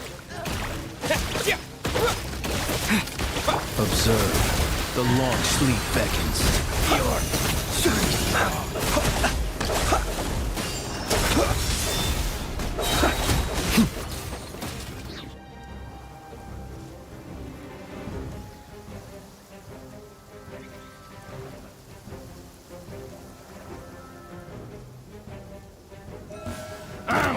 It's your skull! Forest, protect us. By the frost moon of old, these creatures cannot stand against us.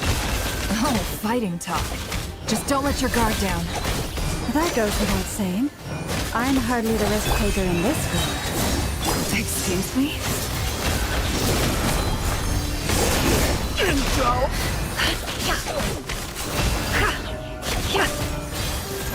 You poor lost lamb, for the everlasting forest.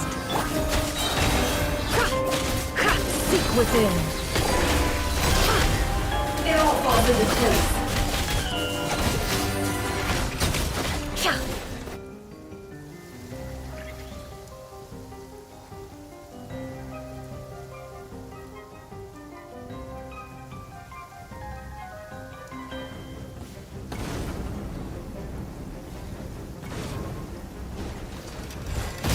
Moment of birth! Get back! The abyss is burning shadow! Hey! That was easier than I thought. Naturally. What do you mean? Is it because as created beings go, we're of a high...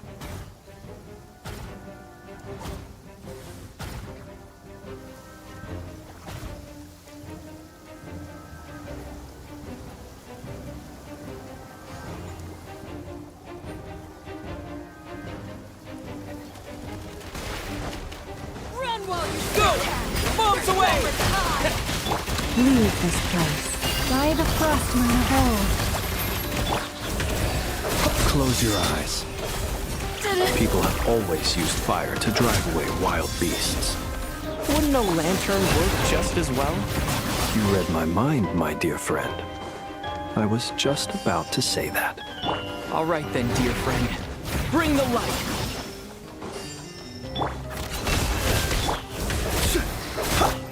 You poor lost lamb, for the everlasting forest. Beware the creatures of the night.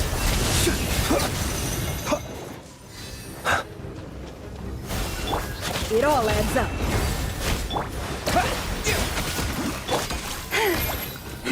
Observe. Close your eyes. Night falls.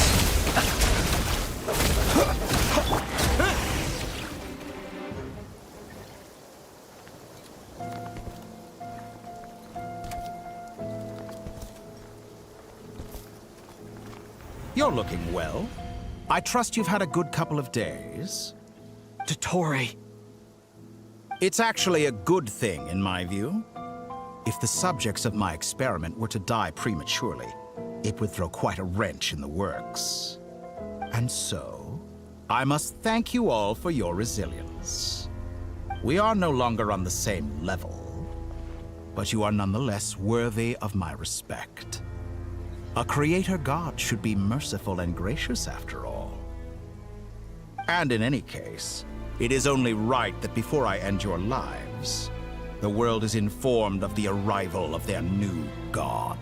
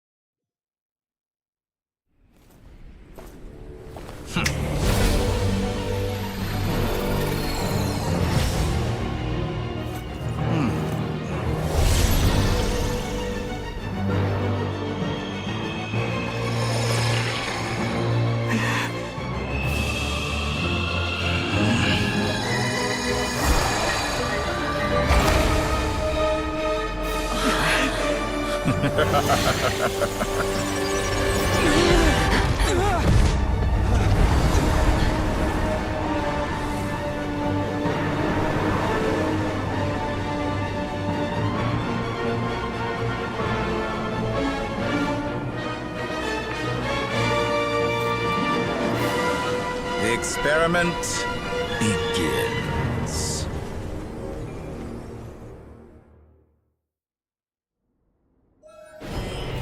With the marrow of the 3 moons in my hand, behold the false moons fall!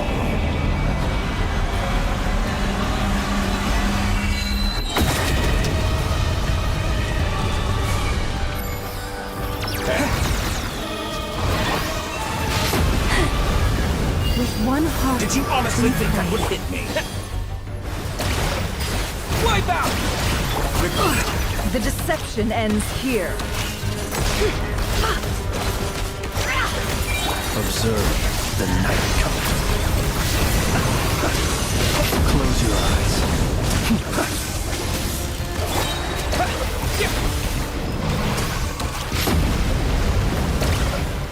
How dull!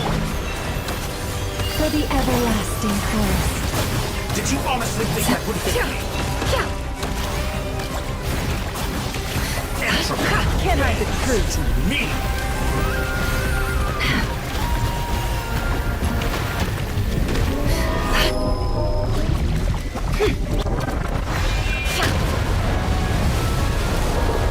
Reverse. Go! Be silent. Beware the creatures of the night. Like an ant in my palm. Steady now. Oh, I've been moved inside another space. And it's sealed off. Looking at the structure of it, it seems like the Tory intends to trap us here. There's no exit. Our endurance is about to be put to the test. Moon's remnants fall!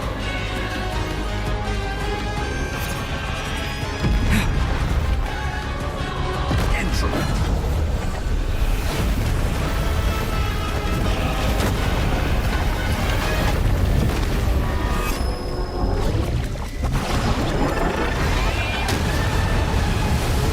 Stalling fleet shattered.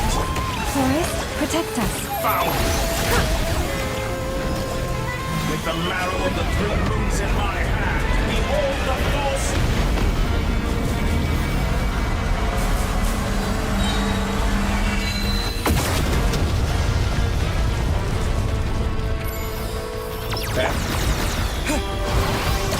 Bombs away!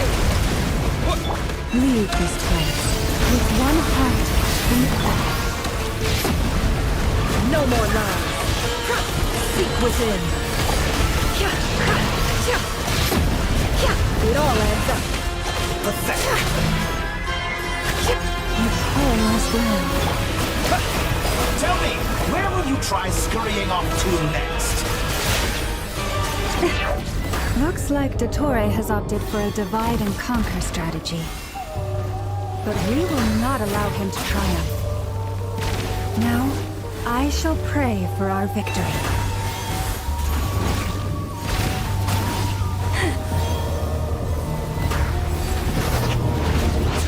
Entropy bends to me.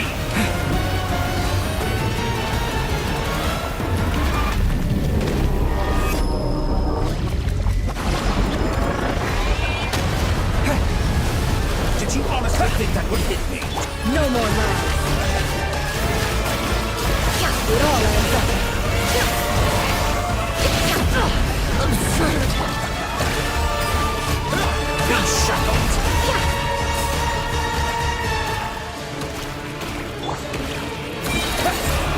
Wipe out! No more lies.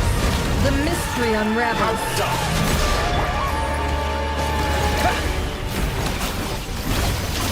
Water jet!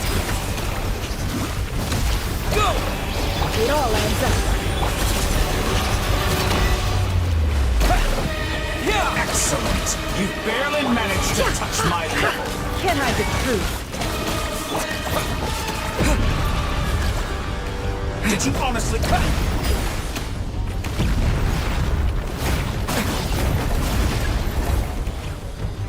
Found!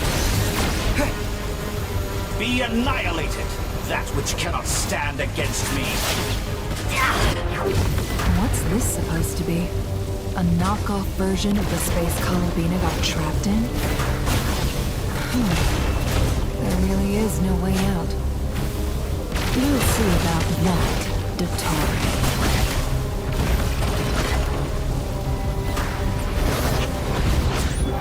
My apologies, I had not intended to take your teammates from you. But you have a choice. Obey, and I can release them. An excellent deal, if you ask me. Won't you consider that?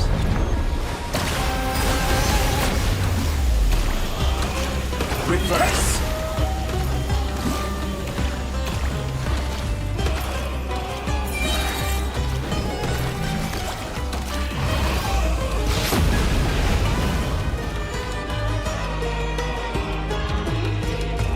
I'm aware you've been working on some little tricks to surprise me with, but it appears that none of them have come to fruition. My guess would be that you're trying to bring Columbina back. But then, where is Sandrone? Or are you trying to buy time for her? I always found their friendship to be a curious phenomenon.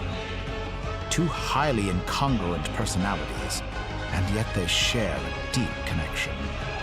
Speaking of Columbina, I once saw her as like a younger sister. We got along quite amicably while she was with the VIII. But then one day she suddenly decided she would refuse to take part in any further experiments. To this day, I truly don't understand what I could have done to upset her so much. It's such a pity. I could have had a sister, a family. But alas, she grew to dislike me. You're not fit to be family to her.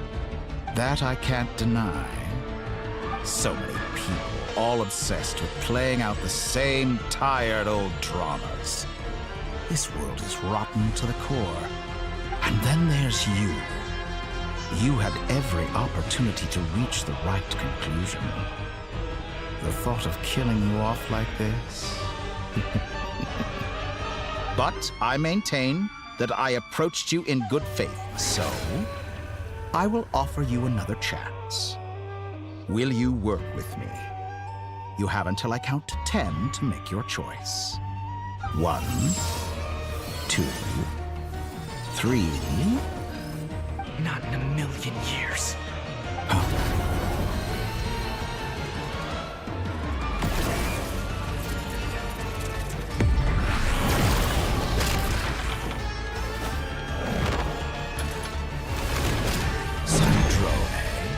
What a pleasant surprise.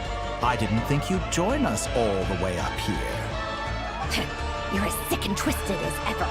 Don't fool yourself into thinking anyone's grateful for the chances you're offering them. Sandrone? But the formula hasn't finished running yet.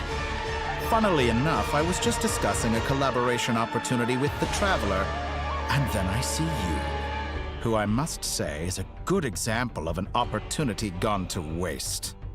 Gone to waste? I said that everyone would get one chance, and you've used yours to march right back into the lion's den. So yes, it's an utterly wasted opportunity. And what makes you think I believe a word that comes out of your mouth? I was planning on disposing of your little formula after wrapping up more urgent business here. But since you've taken the trouble of serving it to me on a silver platter, I can simply bring it forward in the schedule.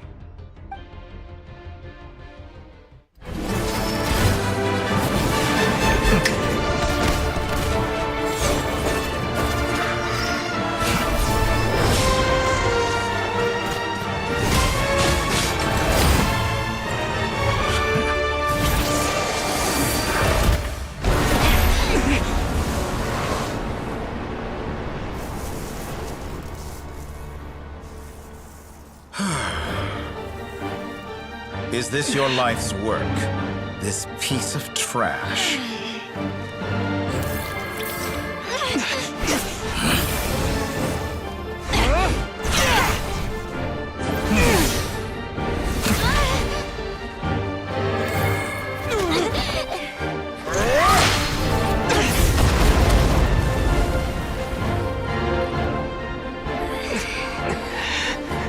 formula runs too slowly, Sandrone.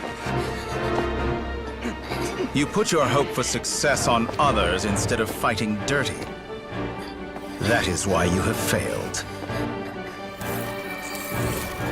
Now, whom should I slay first? Any volunteers? No one? How nice of you to leave the decision to me.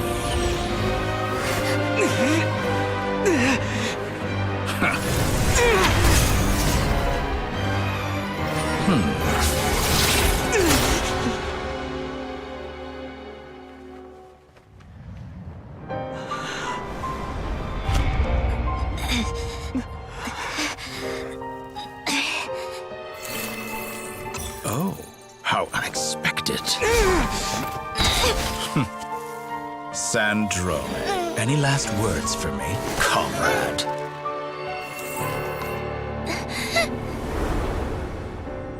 Is there anything you wish for? Not really. But I've always known what I don't want. Go to hell, Dottore.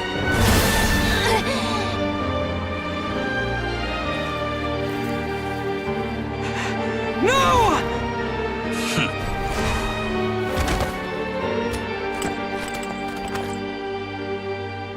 And now, you have failed.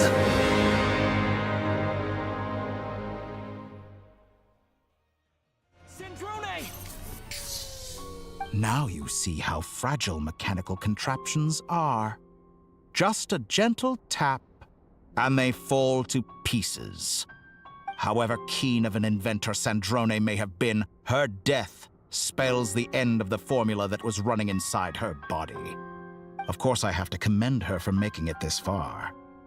As her colleague, I have to admire her stubborn tenacity. Now, it is time for you to take your place by my side.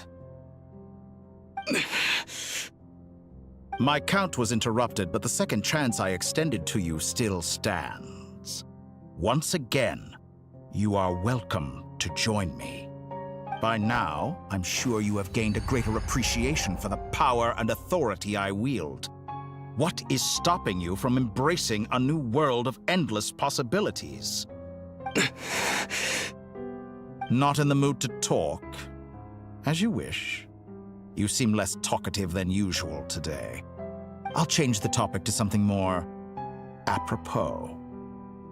Sandrone was always like this, never trusting anyone, always so reluctant to share her research with them. Objectively speaking, she had her strengths. It is remarkable how she extracted and even optimized the world formula from so much data. But her inability to trust was her undoing. Had she allowed someone else to monitor or run the formula for her, you might still have a chance at victory even now. But regrettably, she was a stubborn fool. As much as it pains me, she had to go. Dottore, maybe this is news to you, but people can change. Columbina surprised you when she escaped. And I think Sandrone would surprise you too. Change? You can twist the truth however you want, but I see it clear as day. You're the one who can't trust other people. Is that how you see me? By this point, what can you hope to do about it?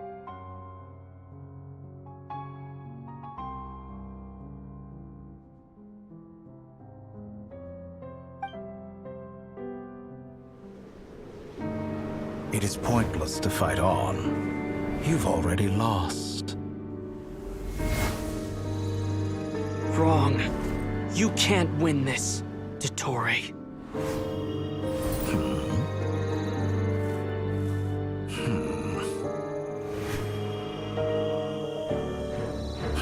What?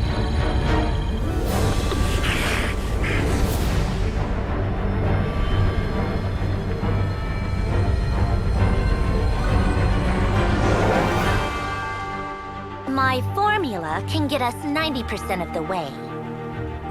It will connect you to Columbina. Then, I will bring the formula's output to the Traveler's side. For the last 10%, do whatever it takes. Just bring the moon down.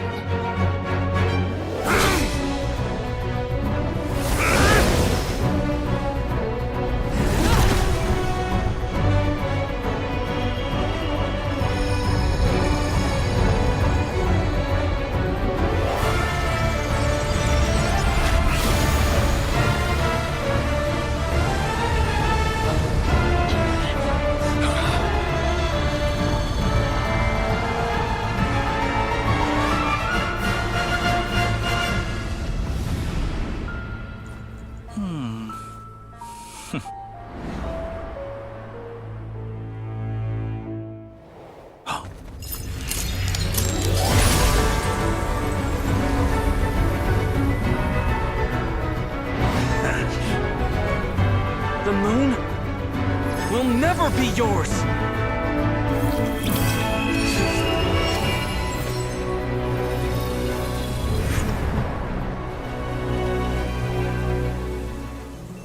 I turn my body into moonlight and pour it over Nodcry. My soul I leave here to inform my future friends. Lastly, I will hide the Trilune Authority within the Frost Moon. And when my body, soul, and authority are reunited, finally... Columbina!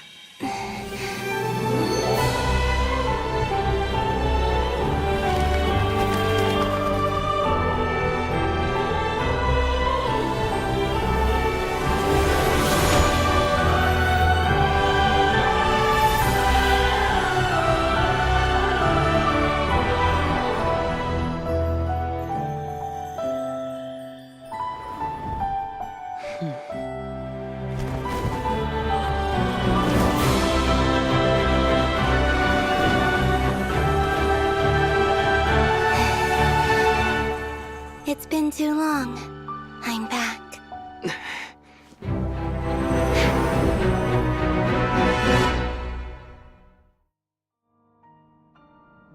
Stay focused on the battle, Traveler. What a touching reunion.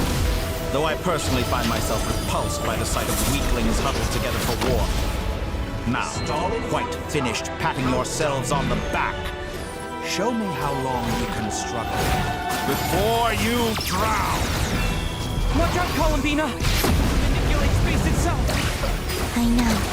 Just for the right moment, we'll strike together. Moon's remnant.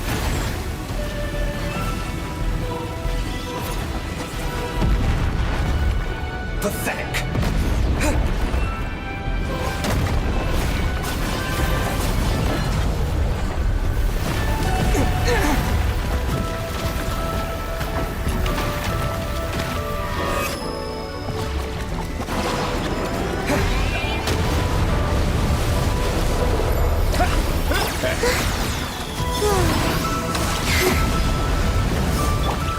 Did you honestly think that would hit me?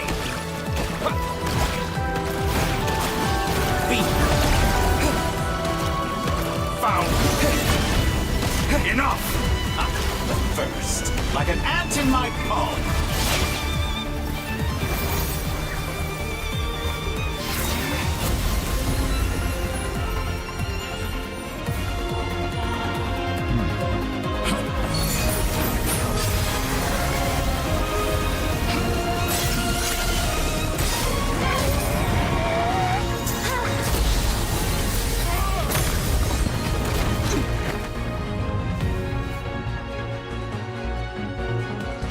You the new moon's blessing.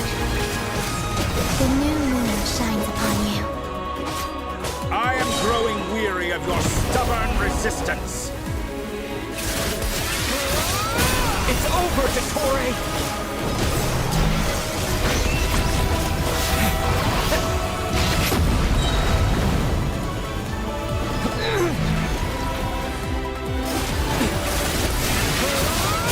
Time to pay for your heinous crimes!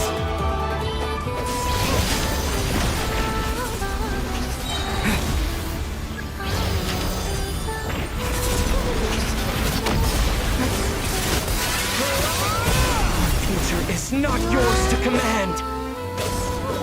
So you rather wallow in this rot? Everlasting as the moon.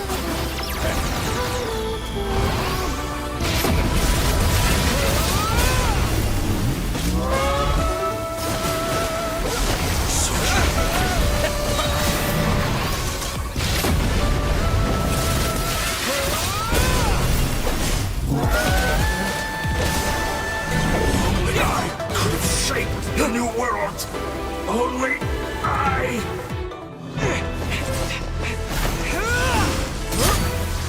Willfully blind.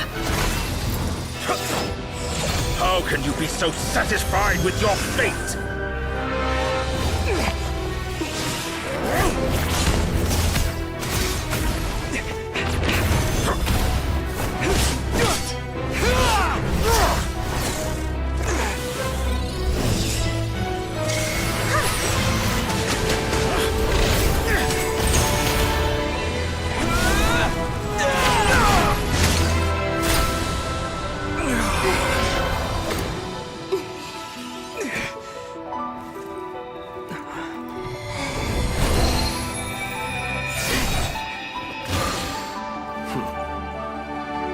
This battle was never about fate. It's about friends, family, and the home you stole from them. So dull. Only the weak rely on each other for comfort. You shall see. Once I transcend fate, you will be nothing but fodder for my grand experiment! That will never happen.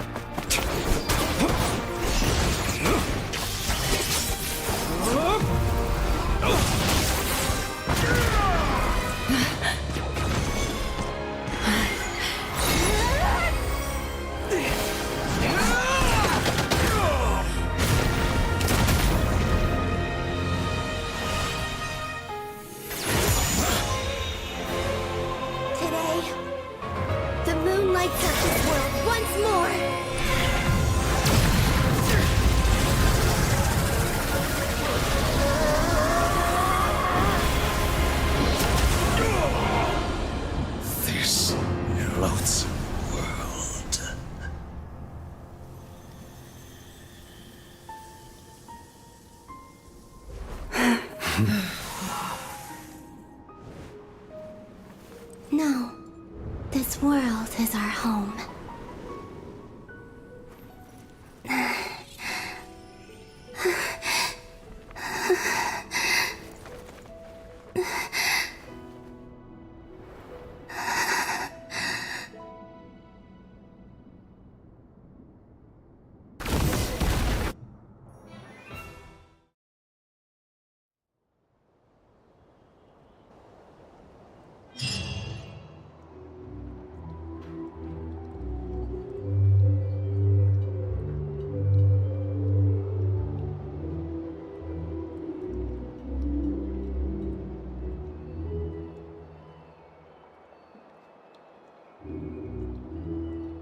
No, you're doing it wrong. The moon looks like this now. What are you drawing, children? The new moon, Mom. It looks different than before, doesn't it? Also... Can I go buy a sugar sculpture today? Please? Just one? All right. I suppose today is a special day after all. Almost like a festival. Extra, extra! Get the latest Nasha Express here! Post-disaster report! Nasha Town reborn beneath a new moon! The voyage begins today! The future looks bright thanks to the League. Want a copy? I knew things would be different, but I didn't think that would include the moon. They say a new moon goddess has been born. A new moon goddess? Who's saying that? The Frost Moon Scions? I guess so. I'm not too clued up on the details. As far as I'm concerned, the moon's still in the sky and it's business as usual. Hey, since we've come all this way, shall we grab ourselves a free meal while we're here? Are you a convert now? Or are you just here for the free lunch? Oh, come on, what does it matter? After everything we've all just been through? That smells good. All right, that's it. I'm hungry. Time to eat.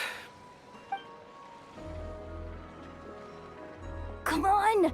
We gotta get there early, or there won't be any good spots left!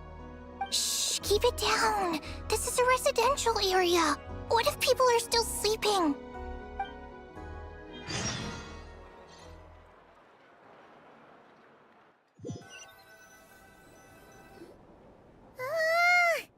Why is it so noisy outside? It's okay. Paimon was pretty much awake anyway. It's been so long since we last had a chance to relax, huh? Feels like time is moving slower than usual. What about you? Did you rest well? Still winding down from everything that's happened? Or are you wondering how our friends are doing? Or is it about what Dotori said to you?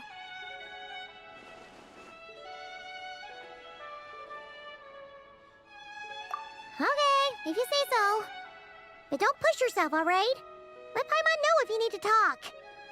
What we just went through was a lot. It's totally normal if you need some time to get back in your groove. Luanatar disappeared after Columbina came back. Apparently, she was part of Columbina's soul or something. Still, Paimon kind of misses Luanatar somehow. Anyway, you did great. So did Paimon. We all worked our butts off to contain this disaster, and in the end, we made it. So, chin up, Traveler. You should be proud of yourself. Hey, don't poke fun. You should be glad that Paimon's growing as a person.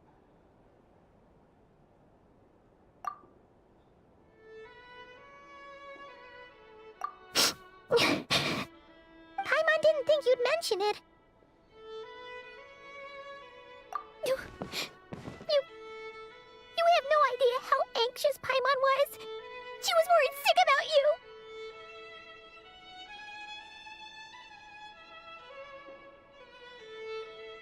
Well, if you really want to show Paimon you're sorry, you're gonna need to make it up to her. You better be ready to splash out on a lavish meal.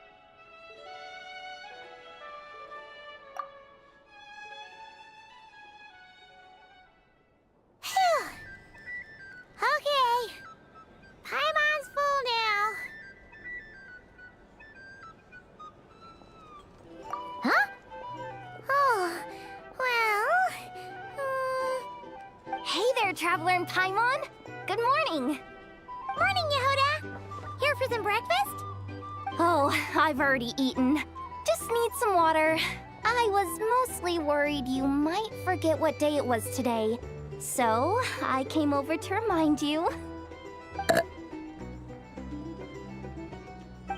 Careful there, Paimon. Too much food will make you drowsy. Don't let anyone catch you hiding at the back and nodding off during the League meeting. You should probably be saying that to Aino. She's the baby of the group, if anyone. True. You know, I'm surprised that all these competing groups are actually coming together to try to solve things together. Definitely a first for Nodcry. Well, nothing like a region-wide calamity to bring people together. After that, surely even the most self-interested people have to realize that going it alone isn't worth the risk, right? Try telling Boss Neff that. She's not exactly convinced that people are gonna get with the program. Really? But if she's so pessimistic about it, why'd she agree to be the Curatorium's representative in the League? Probably 'cause even though Unity sounds like a pretty far-fetched idea, the benefits it would bring make it worth a shot. I think things will work out, though. I swear, Notcry feels like one big family now with everything that's happened. More than it used to, anyway. Paimon's with you on that one. And it seems like plenty of other people agree too.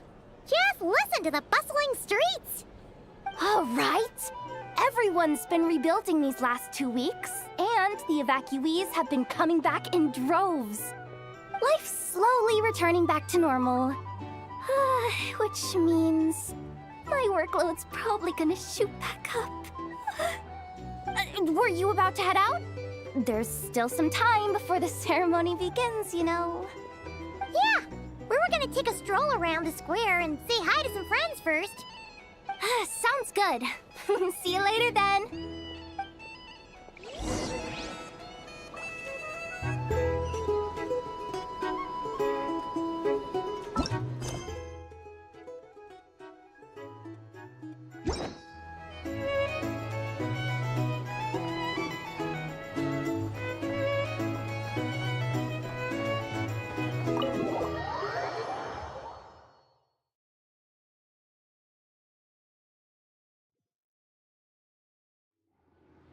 Please accept today's boon. Have a nice day. Are Paimon's eyes deceiving her? Or is that Inefa handing out food for the Frost Moon Scions? Hello there. Would you like a feast of the moon, along with some snacks of the day? So, what's new, Inefa? It was only a few days ago when we last saw you, but it looks like you've joined the Frost Moon Scions in that time. And I know too? What are you talking about, Paimon? We're just here to help. Duh. In the wake of the disaster, it's all hands on deck. We responded to Lama's request for support. At times like these, the smallest good deed can inspire others and help them through the hard days ahead. And we're using eggs and heating tubes to make that a reality. In true Kromkake Crab Shop style! Inefa! Did you hear that? The Traveler said I did good. The Traveler! That's because it's true, I know. Proposal. If you can resist eating today's dessert, I will provide you with compliments, too. No way! Well, that proposal got shot down quickly. I need something to get me through the hard times too, you know. Mom! Yes, dear. Go right ahead. Excuse me. Could I take a photo with the robot lady? She helped us get safely out of Notcry, and she helped us get back home too. She's the best. Of course she is! And since I'm the whiz kid who built her, that makes me even better than best, right? But you stole my snacks, though. Oops. Shall we move to the open space near the center? The view there is better. Thank you! Aren't you the better pick for this job, Flint's? You underestimate yourself yet again, Master Ilua. Not at all. I rarely come by Nasha Town. I don't know any of the big shots here. All in good time. Socializing is a step-by-step journey. But you're much further ahead on that road, aren't you? You're not seeing the full picture. You know the truth now. My friends do not understand my habits. There is no question about it. The Lightkeepers need a representative in the League. Someone who is upright, cares about other people, and can realize their self-worth through group action. You say it like you wouldn't make the cut. I am most flattered that you think I would. Sigh a little less, Master Ilua, and have more faith in yourself. All the Lightkeepers agree that you're a very promising young man. That is precisely why Starshin and Nikita felt safe delegating such important work to you. I'm sure we all also agree that we would sooner die of dehydration than manage to wrangle anything out of you in a discussion. My apologies. I am not in the habit of bringing water with me when I go out. Whatever. I'll take the job. By the way, who else is part of this? Oh, it's quite the who's who of Nodcry. There's the Moon Chanter of the Frostmoon Scions, the boss of the Curatorium of Secrets, a representative of the Voynich Guild, and even someone from the adorable Kromkake craft shop. I'm sure you will find speaking with them to be a genuine pleasure. If you say so. I've never done this work before, so I'm honestly a little scared of making mistakes. But I'll do it. Not only is it our duty as Lightkeepers, but because I want to make Nodcry a more welcoming place. An admirable attitude to take. The beacons are lit, Itlua. We're but one step away from breaking through the blizzard. We have the chance to band together and build our shared homeland into an Elysium. This is unprecedented for Nodcry. An opportunity not to be missed. Yeah. You're right. I'll do my best. Quite a few familiar faces have arrived. Let's go, shall we?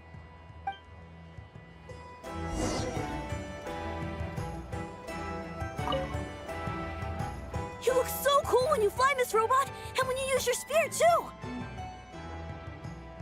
And even though you took my snacks, it's pretty cool that you could build stuff like this. You've got so many inventions. It's amazing! Also... Micah, we need to go now. 1 second! Please take this feast of the moon, as well as some snacks. Share them with your mother and your lovely family.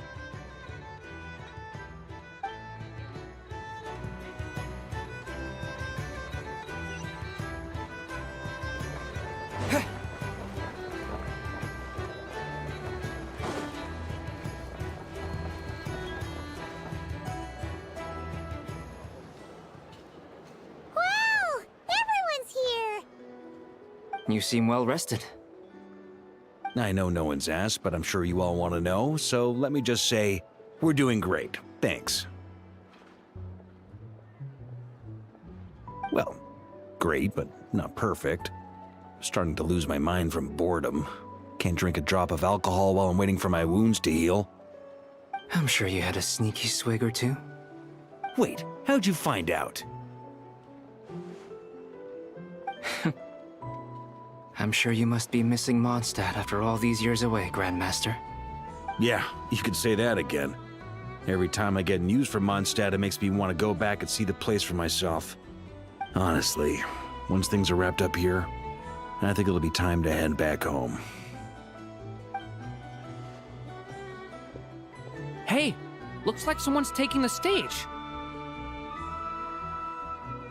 Can everyone see okay? Anyone need a boost? I'll just listen from the back. It's fine. You're taking this pretty seriously, huh, Durin? Well, it's not every day that I get the chance to see how people speak in official settings. Soak it up like a sponge. I'll make sure you get a chance to practice for yourself later down the line. Actually, I know just the thing. You can debrief the Knights of Favonius for me. Mr. Varka, are you forgetting that I'm not a Knight of Favonius? I can knight you. Any particular title you'd like? Is he joking? I really can't tell. You'll have to figure this one out for yourself. It'll be a good learning experience. It is my honor to host the opening ceremony for the League, and to have this opportunity to speak to you all in my capacity as Voynich Guild representative. Could this person also have been pushed onto the big stage by the real big shots? Guess I'm not the only one then. We come here today, having weathered the trials and hardships of yesterday, and having learned from them the importance of unity and cooperation. All right, here we go. Uh-oh, looks like Aino's off in Dreamland already. Wait, Boss is looking kinda drowsy too. What's up with her? Come on, get this speech over with already. Nodcry is our home, the land we rely on for survival.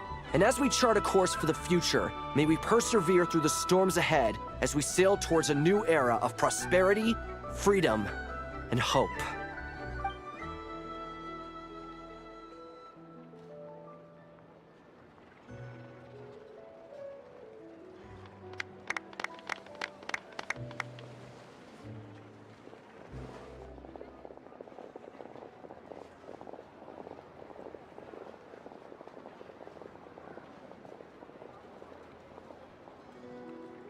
Looks like we'll have more opportunities to travel in the future. I'm sure you'll cope, Lady Moonchanter, given how fleet of foot you are. Unfortunately, I suspect I'll be too busy at the curatorium to act as your host. We have a busy schedule, not to mention an international network of contacts to manage. It'll be all right. I'll just check your schedule with Yehoda well in advance. And if she's not available, I can simply ask Ashru. You... So giving my employees extra workload isn't enough for you? You're really going to drag my cat into this too? I thought you'd approve. Aren't you forever increasing your employees' workloads? That's a bold statement. Are all the Frost Moon Scions feeling more audacious now that your moon goddess has returned? Columbina's return has brought joy to all who care about her. That includes both you and me. As for the Frost Moon Scions, we are learning how to thrive independently, without relying on the moon goddess. It is up to us to make our home a more livable place. Joining the League is one of the steps we are trying towards that end. I like the word try. It's nice and non-committal. You can opt out at any time and still say you tried. You don't see a bright future for the Frost Moon Scions? Or did you mean the League? I'm just not as optimistic as you. The Frost Moon Scions should count themselves lucky that they have a leader as stubborn and enterprising as you. But Nodcry's a big place, with all kinds of people. Most of them don't enjoy answering to a leader, or even listening to reason. Well, that's where you and your methods come in. Unless the Curatorium of Secrets is only here for appearances. For now, yes. And that won't change until this venture becomes worth my while. What would make it worth your while? Getting out more than I put in. Right now, I'd barely break even, but I'll grant that it's a good start for Nodcry. Then maybe it's worth a try. All right, you can stop now. Or do I have to join the Frost Moon Scions before you'll get off my back? You'd be very welcome to join us. Hey, you two! Congrats on all your hard work! What are you chatting about? Nefer was trying to dissuade me from adding to her employees' workload. Also, she's considering joining the Frost Moon Scions. Sorry, what? Your conversations are always the most interesting.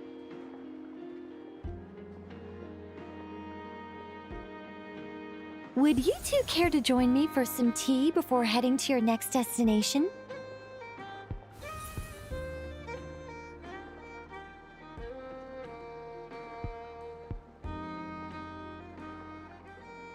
Nicole?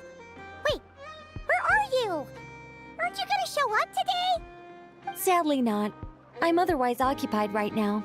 I'm sorry, Paimon. I can hear how disappointed you are.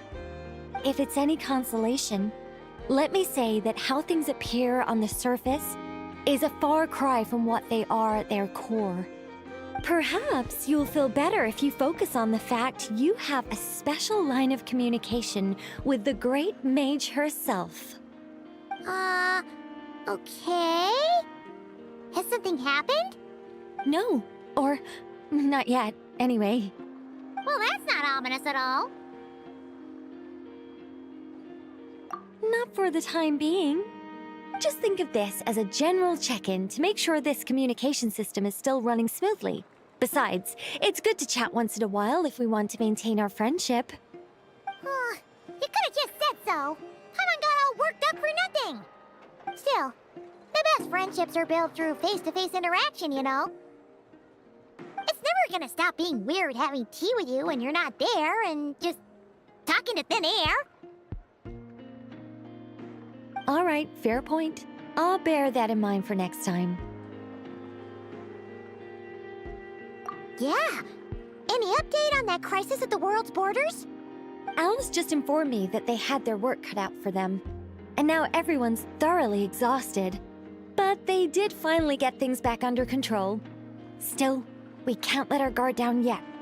The disruption caused by this disaster has made Teyvat easier to detect from the outside universe. She plans to wait for things to stabilize, then reschedule her Mondstadt vacation plans. As for me, I agree with Hat Guy's perspective.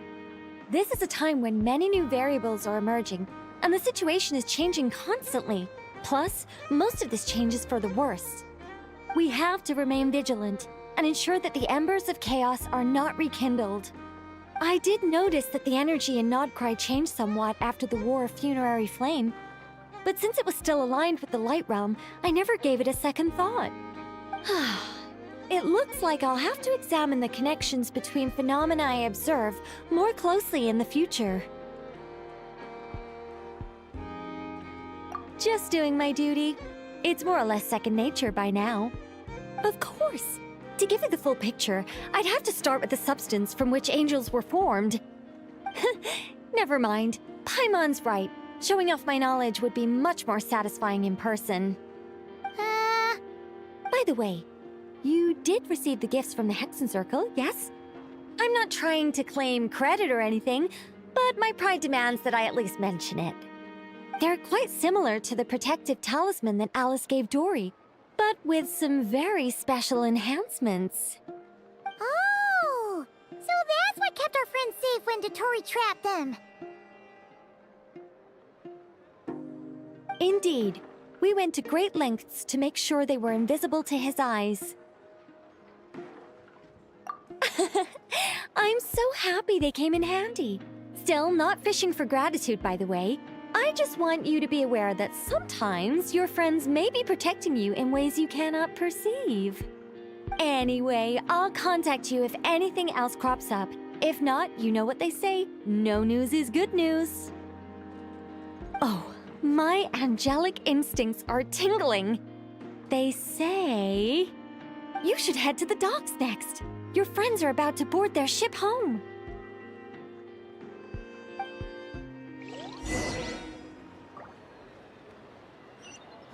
Time for a break. This place looks perfect.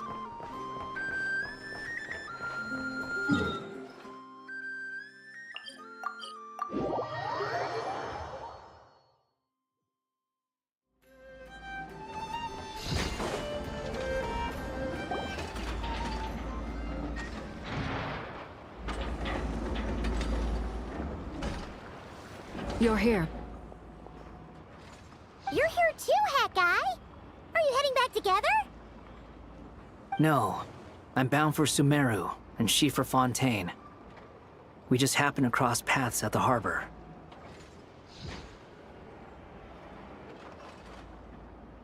Everything seems fine.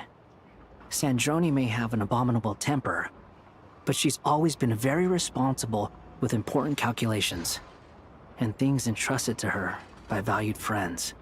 You always speak as if you know us inside out, Mr. Hat Guy. Maybe I'm just a good judge of character. I certainly hope that's all there is to it. Regardless, you have been a significant help in this matter. For that, you have my gratitude. I didn't do anything special. Sandrone's the one who completed a seemingly impossible formula and turned the tide of the entire battle, even giving her life in the process. She's the one we should be thanking. Even we were unaware that Sandrone had hidden the real formula inside Polonia's body. She managed to fool Dottore into thinking the formula was running in her system by installing an identical-looking decoy within her. She probably realized that she didn't have the strength to stop Dottore. But this way, she could at least get him to lower his guard. Huh. She always worked like that. Always had a backup plan. Well, that's why I'm traveling to Fontaine. She made a request of me long ago, and the time has come to fulfill it. Think of it as her will.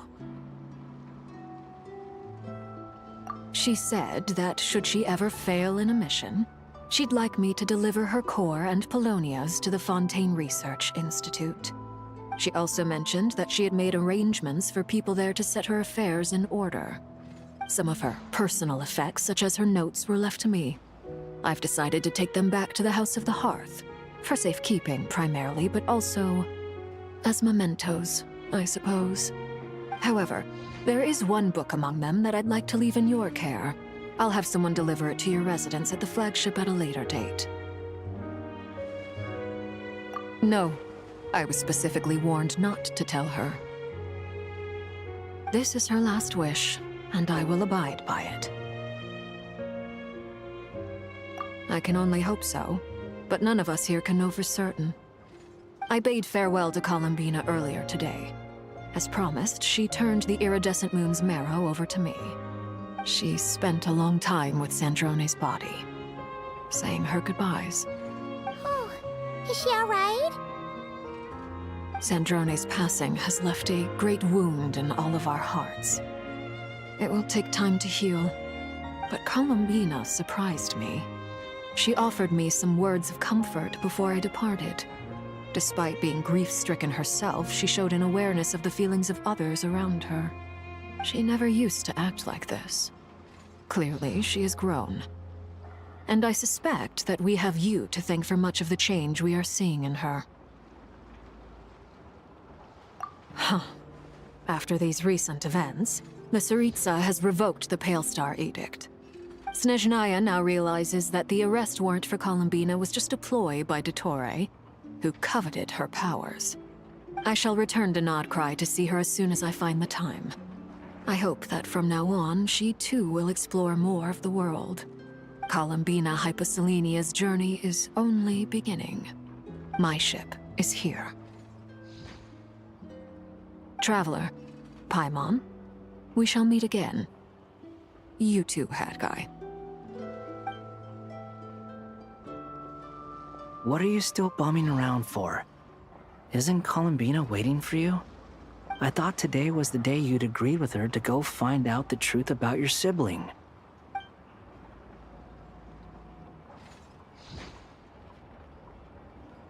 You're afraid you won't like the truth when you see it.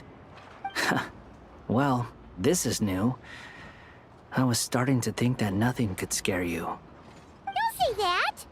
Wouldn't you be a viewer in this situation? Fair point. But I'd say I have more experience facing up to unpleasant truths than the Traveler. They say blood's thicker than water. I know how much you need your family back. More than you need any of your friends. And I'm sure that all your real friends understand that too. No matter what the truth turns out to be, they will stick by you and support you, whatever decision you make. Finding the truth is important. But more important still is what you choose to do once you've found it.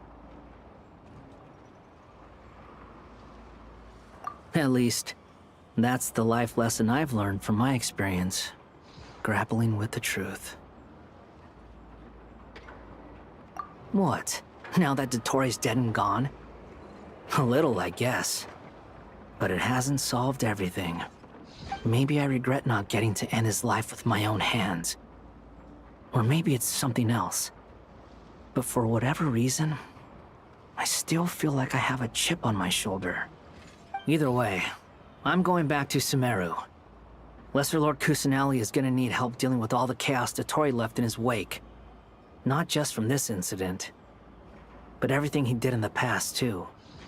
You should continue with your journey, as you've always done. Who knows? Maybe we'll meet again someplace else. So, what should we do now? If you want to explore a bit more to steady those nerves, Paimon's game! After all, when Columbina said she knew where your ship was hidden, Paimon promised to give you two some alone time with the truth. It hasn't been all that long since we were last apart, sure, but with Columbina there, Paimon's sure things will be just dandy.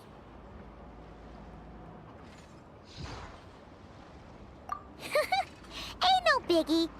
Paimon might be all about that food and fun, but she knows how to do right by people.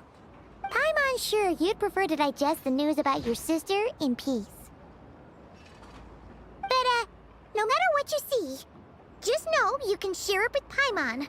Of course, as long as it's not super private. If you can't make sense of something, let's give it some thought together. And even if we both can't figure it out, Paimon can at least treat you to a nice meal.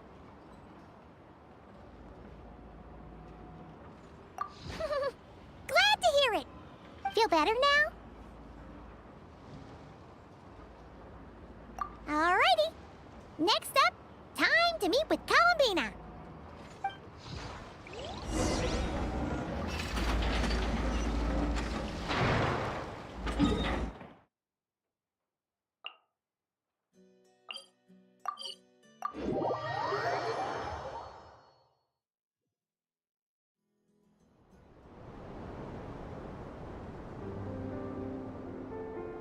Columbina, we're here! Can't quite believe we're meeting out here.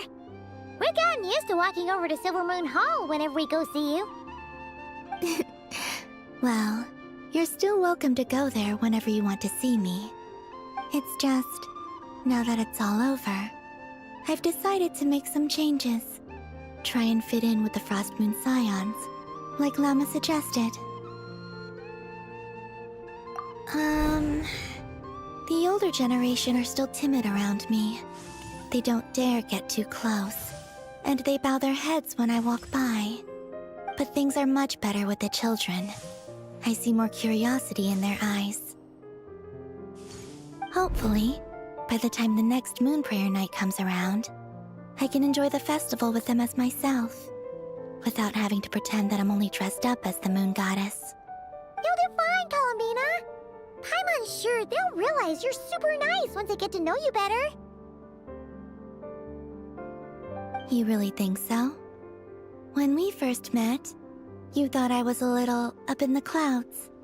Oh, we were just starting out then, come on! So Llama told you, huh? I'm only teasing. I know that I have you to thank for pulling me back down to solid ground. It feels good to finally stand firm on the earth where I was born. Oh, that's great!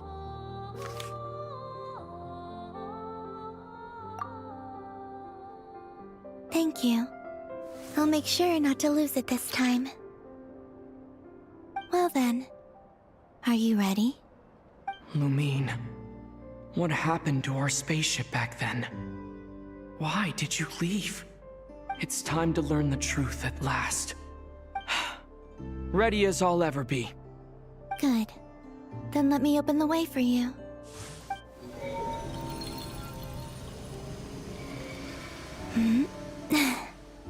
Where does this lead?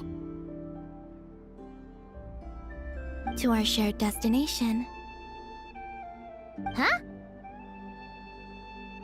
Do you remember me telling you about my missing prologue back when we just met? I said that my story began on the moon. But while I was inside the moon's reflection, I realized that my prologue was really hidden in the future. I just had yet to discover it at that point.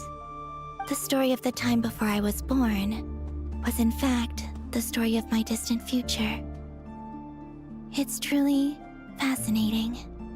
But when I obtained the Trilunar Authority and returned to our present reality, I sensed something I hadn't expected. Your prologue. So you mean... Yes, your spaceship. All this time, it has been hidden on the Frost Moon, which lay beyond the sky.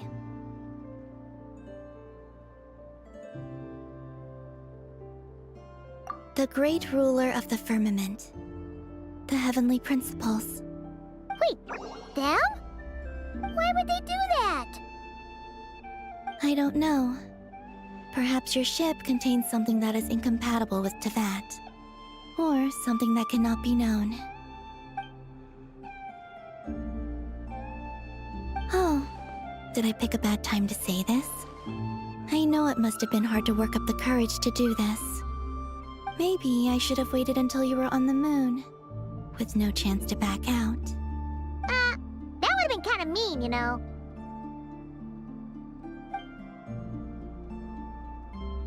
Take me there. Oh? Whatever is hiding in that ship, it belongs to me and Lumine. Those memories belong to us. No one else has the right to decide whether I should or shouldn't know about it. Not even the heavenly principles. Very well. Then let's go. You two take care, alright? And don't forget to come back soon! Rest assured, Paimon. We will. Traveler, after you. Thinking about the story that we'll find hidden on the moon? Yes. And hoping that it has a happy ending. Stories like that don't exist, you know? You don't believe in happy endings? I don't believe in endings.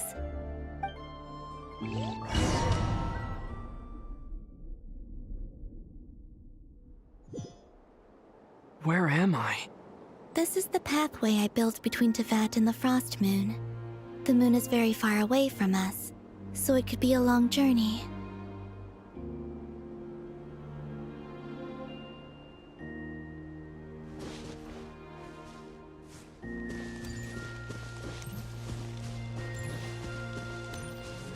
After I obtained the Trilunar Authority, I unwittingly saw past events from many of my friends' lives.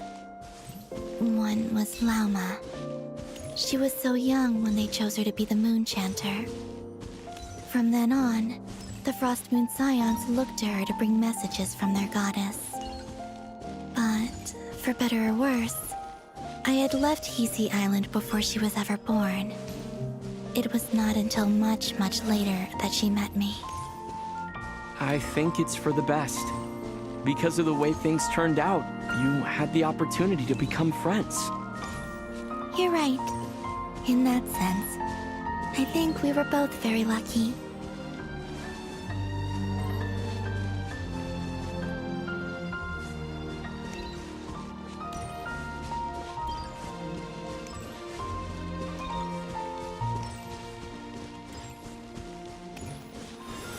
Oh, and about that mage, Nicole.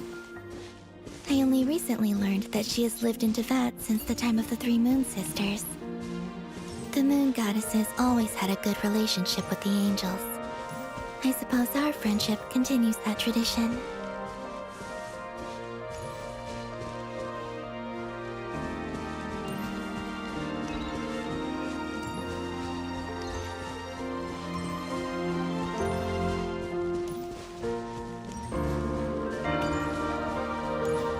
And then, there's Sandrone. I never knew that much about her, beyond the fact that she was created by someone called the Lord Artificer. She, too, suffered for a long time before joining the Fatui.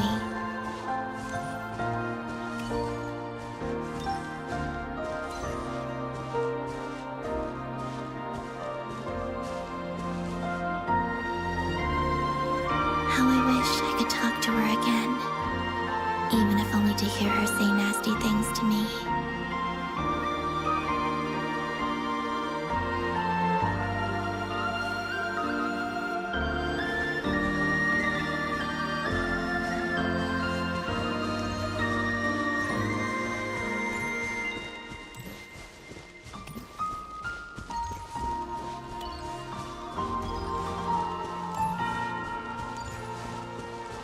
Also, I saw your sibling's story.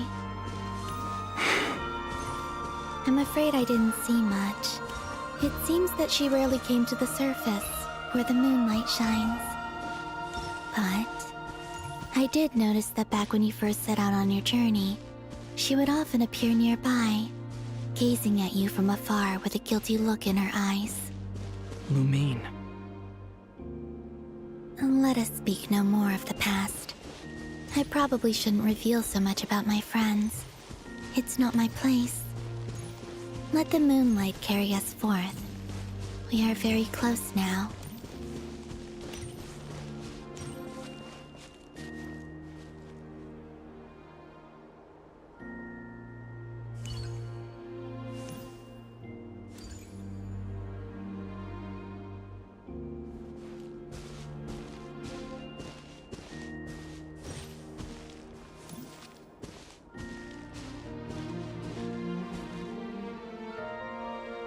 After this, I'd like to bring some kuhenki to the moon as well. If they're willing, of course. What about your other friends? Will you bring them to visit too? Certainly. But I'll need to tidy the place up first. This home hasn't received any guests in a long, long time.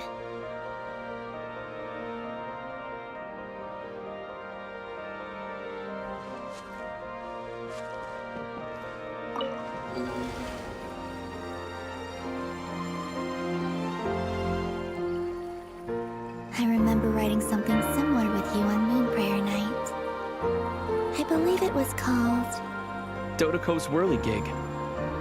Yes, that was it. You asked me if I was afraid to return to the moon, and I said that I was. The idea that I had gained something precious, only to lose it so quickly. That frightened me. But I'm not afraid anymore.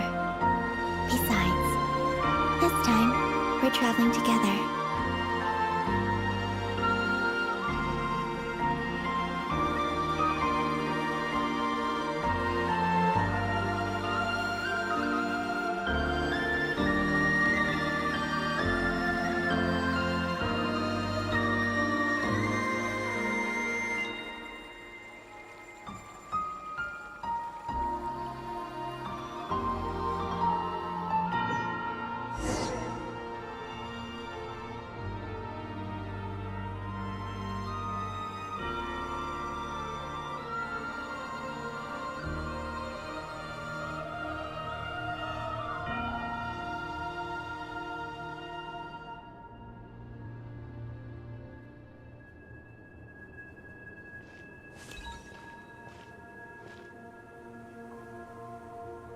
We're here.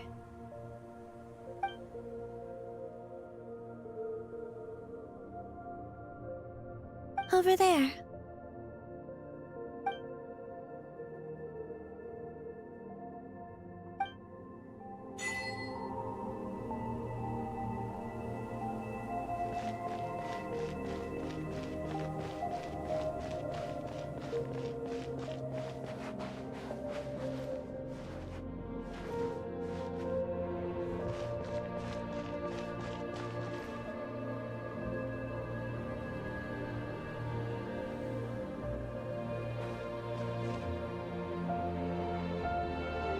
Our spaceship.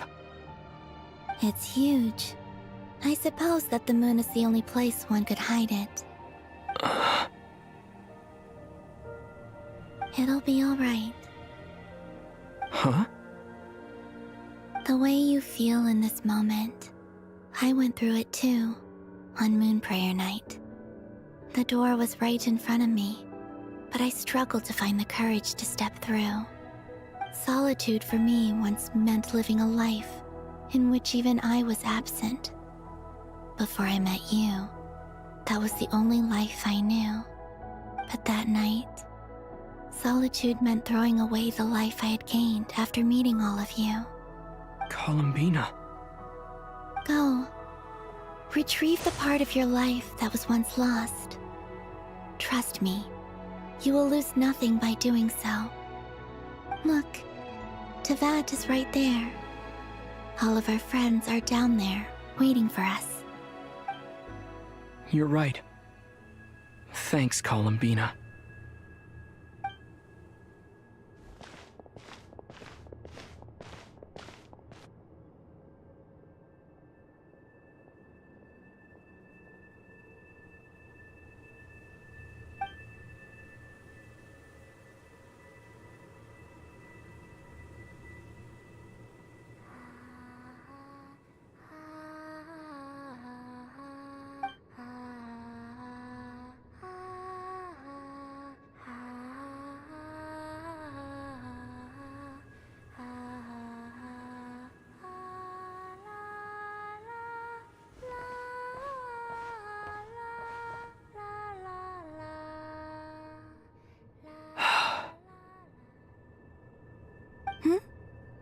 Finished?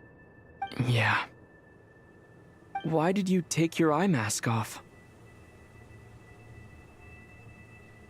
Well, since my return, I've decided to take more opportunities to see the world with my own eyes. Besides, I've always wondered how Teyvat looks from the moon. And what do you think? It's beautiful. I could spend a whole day here just gazing at it. What about you? What do you think of the truth you found? I haven't looked at another person's expression in a long time, but I think yours is saying it was neither good nor bad. Keep this up, and it won't be long before you give Nephra a run for her money. Oh, I don't think that's going to happen. I'm much more used to sensing what's going on around me with Kuvaki. I think I'll save my eyes for seeing special moments I really want to remember. I read the spaceship's flight logs. I always assumed that this was my first time in Teyvat. I thought that Lumine and I must have been hibernating in space for centuries on end. But the logs show that our spaceship flew over the skies of Teyvat once before. A long, long time ago. Flew over? So you didn't land? No, the ship barely came to a stop before flying on again. After that, it continued traveling through space for a long time. Some of the data is corrupted, but I suspect that it kept flying for thousands of years. It was only after that that the ship made a forced landing in Nodcry. When Lumine found me, she came from outside the ship. Could this mean that she left the ship long before I did? Maybe even during our first pass over Teyvat. Are you alright? Yes, I can feel that the truth is coming together, one small piece at a time. I remember Lumine telling me that when she first arrived in Conria, she could not recall the past. So this might be something that even she doesn't know. Here, I made some space for you. Your mind must be racing, and this seems like the perfect place to relax and clear your head. Oh, wait, there's one more thing. What is it? Wait here a moment.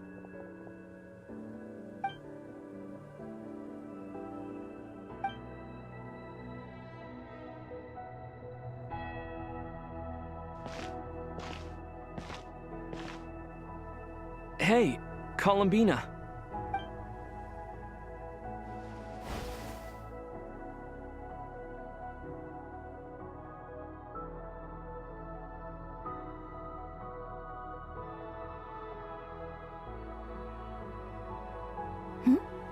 Is that a new outfit? An old one, technically. It's been in a cabinet inside the ship this whole time. It's a matching pair with Lumine's. She always liked this set more. Huh. I don't think there's a huge difference. Really?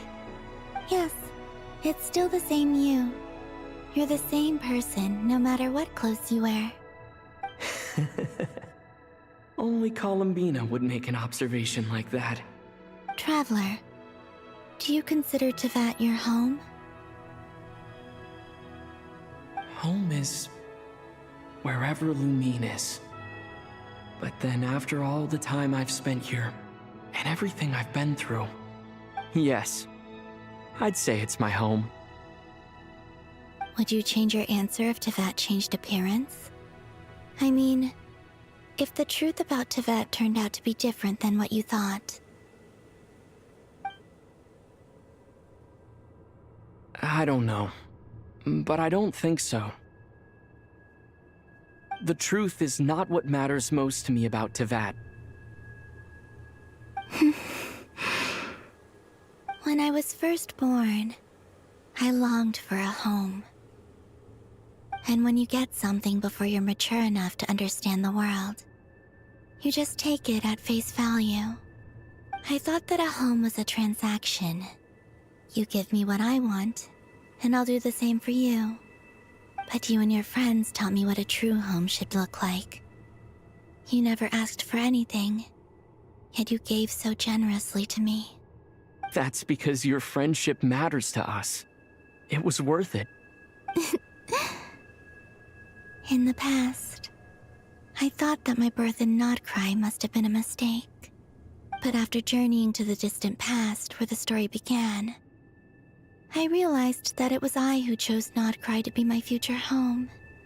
Now, I am glad that I made that choice. I'm sure your friends are just as glad. In fact, I intend to make the same choice today as I did back then. What do you mean? Well, I've given the Eternal Moon's Marrow to Lauma, and the Iridescent Moon's Marrow to Arlecchino. And now, I shall return my Kuvaki to Nodcry again, that it may continue to protect my chosen home. Wait, but what about your body? Oh, are you worried that I'll disappear again? I won't. Not this time. The Frost Moon has now entered the fall sky, and I am the Trilune Goddess. I am only returning to Nodcry the part of me that it needs. I am giving what I can, because my home is worth it. Oh, and I have something for you, too. For me? Yes. Come closer.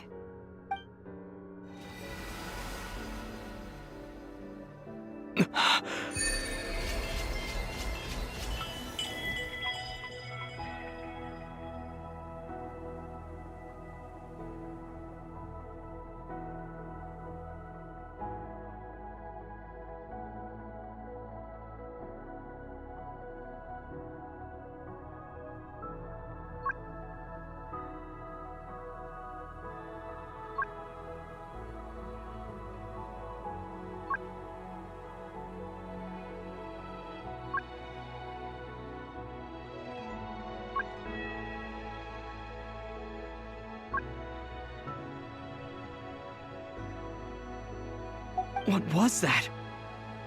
I lifted some of the restrictions this world placed on you. I trust this will help in your future adventures. My power.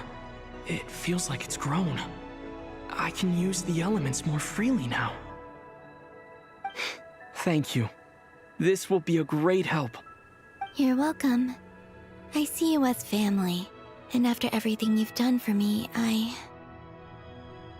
In fact, no. It's not because I owe you. It's because you're worth it. Here, this flower is for you.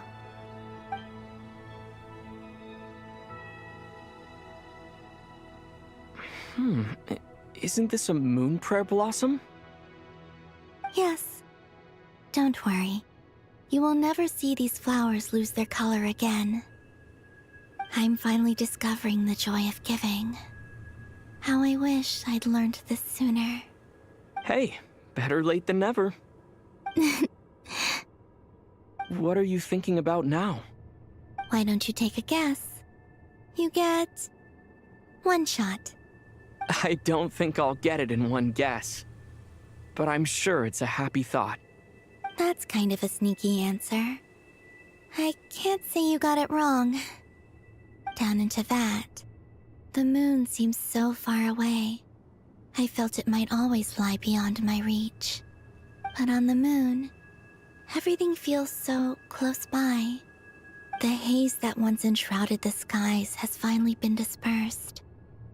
I feel like a traveler on a winter's night, starting a new chapter in my tale by the warmth of a bonfire. I don't have a lot of luggage, but I do have a lot of hope for the future. Well, what's next? Next? To start with, I want to stay here just a little longer. After that, let's return home and continue our journey.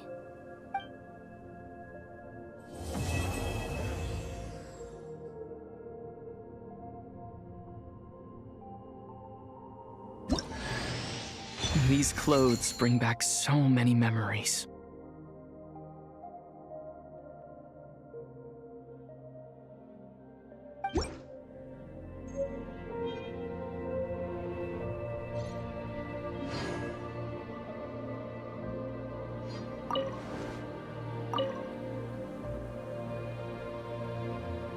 The journey goes on, for you and for me.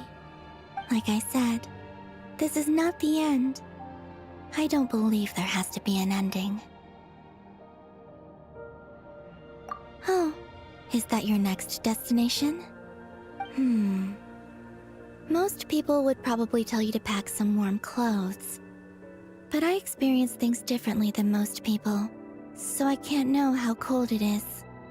In fact, it is home to quite a wondrous heat source. I think they call it Kreshnik's torch. Every city in Snezhnaya is built around one of those. I sensed the energy it gave off as I was passing by on a railway train. It felt grand and distant. I also recommend the Korolievsky troupe in Snezhnograd. They give performances quite regularly, and entry was free for harbingers. I liked them a lot.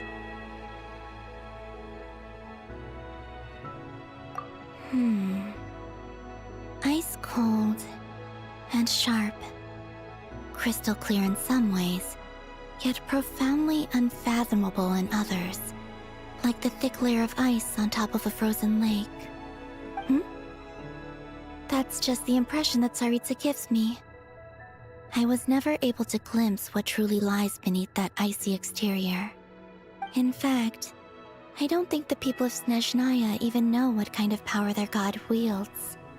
Maybe that's because the Tsaritsa herself has never acknowledged, nor accepted that power. There's Regrator, the Rooster, and the Jester. Between them, they control a lot of what happens in Snezhnaya, but I can never wrap my head around how exactly power is split between them. I just know they are each responsible for many specific domains. I noticed that the Rooster and Regrator often appear to get along on the surface, while working against each other in secret. And theirs is not a friendly rivalry. But I wasn't particularly interested, so I tended to keep my distance. Now that I think about it, the term Mistelton often seemed to come up in connection with Project Stuja. Once things settle down in Notcry, I'd like to explore the world beyond Snezhnaya. You've told me so many stories about the other places you've been to, and all the friends you've made there. I'm curious to visit those nations and see them for myself. It would also help me learn more about the journey that has made you into the person you are today. Okay. As you continue on your journey, don't forget to gaze up at the moon once in a while. It is, after all, no longer an illusion. It shall cast down its true moonlight, connecting us in truth.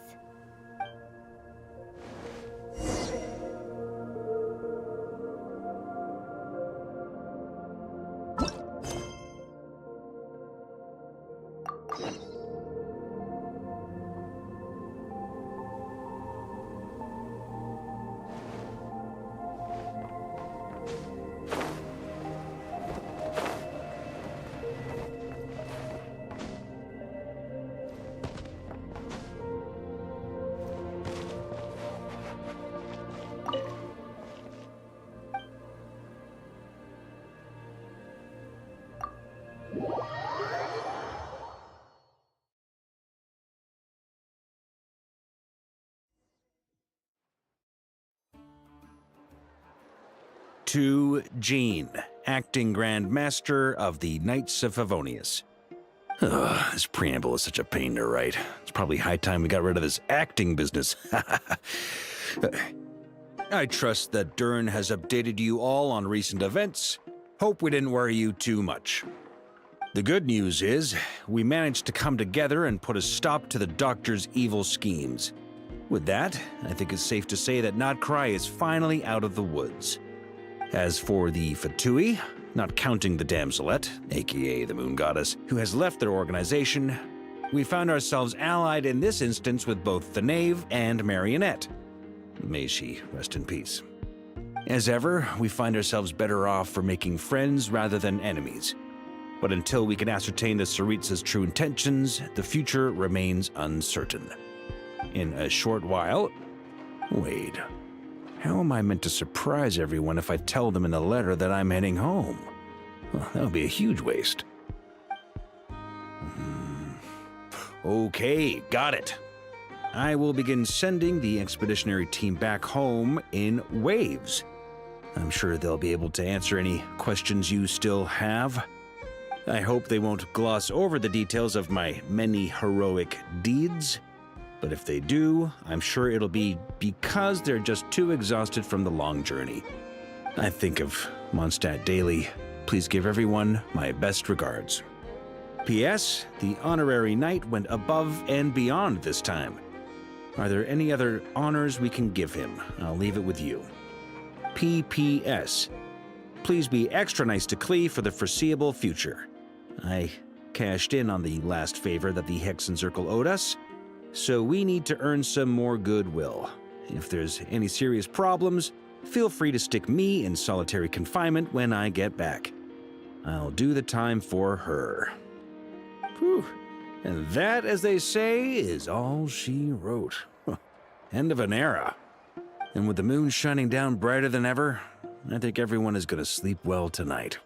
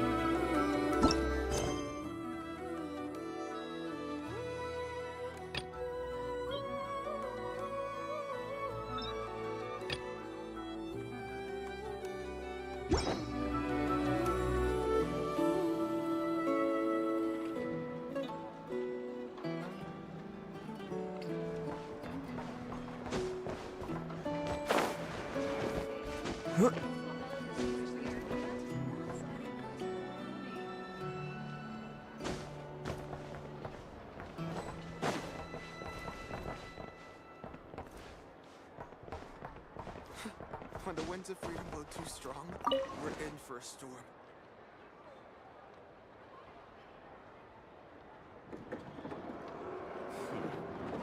I wonder how the food in Pyramida tastes. Trust me, when it comes to local delicacies in Pyramida, nobody knows more than me.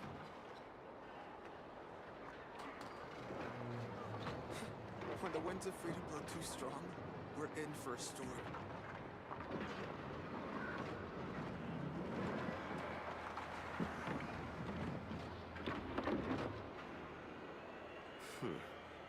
I wonder how the food in Pyramida tastes.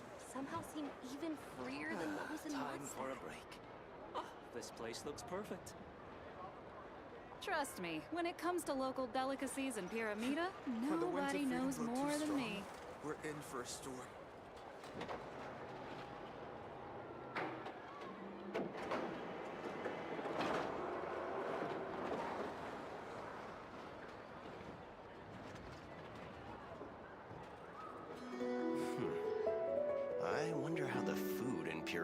tastes. People here somehow seem even freer than those in Mondstadt. When the winds of freedom blow too strong, we're in for a storm. Trust me, when it comes to local delicacies in Pyramida, nobody knows more than me.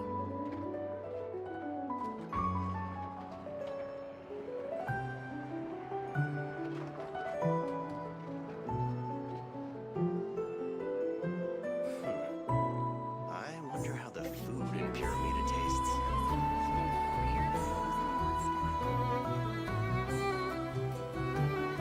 Trust me, when it comes to local delicacies in Pyramida, nobody knows more than me.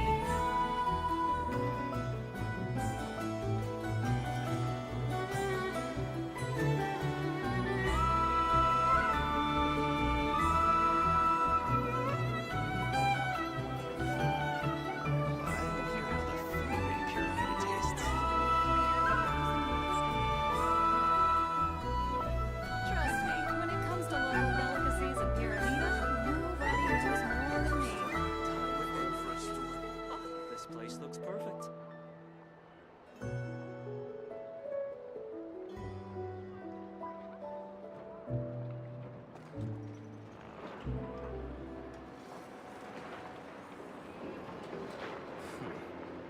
I wonder how the food in Pyramida tastes. Even freer than those in Mondstadt. Trust me, when it comes to local delicacies in Pyramida, nobody knows more than me. This place looks perfect.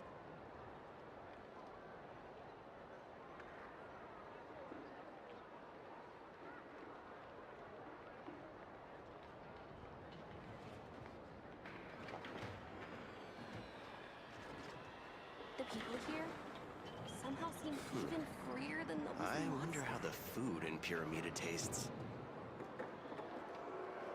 Trust me, when it comes to local delicacies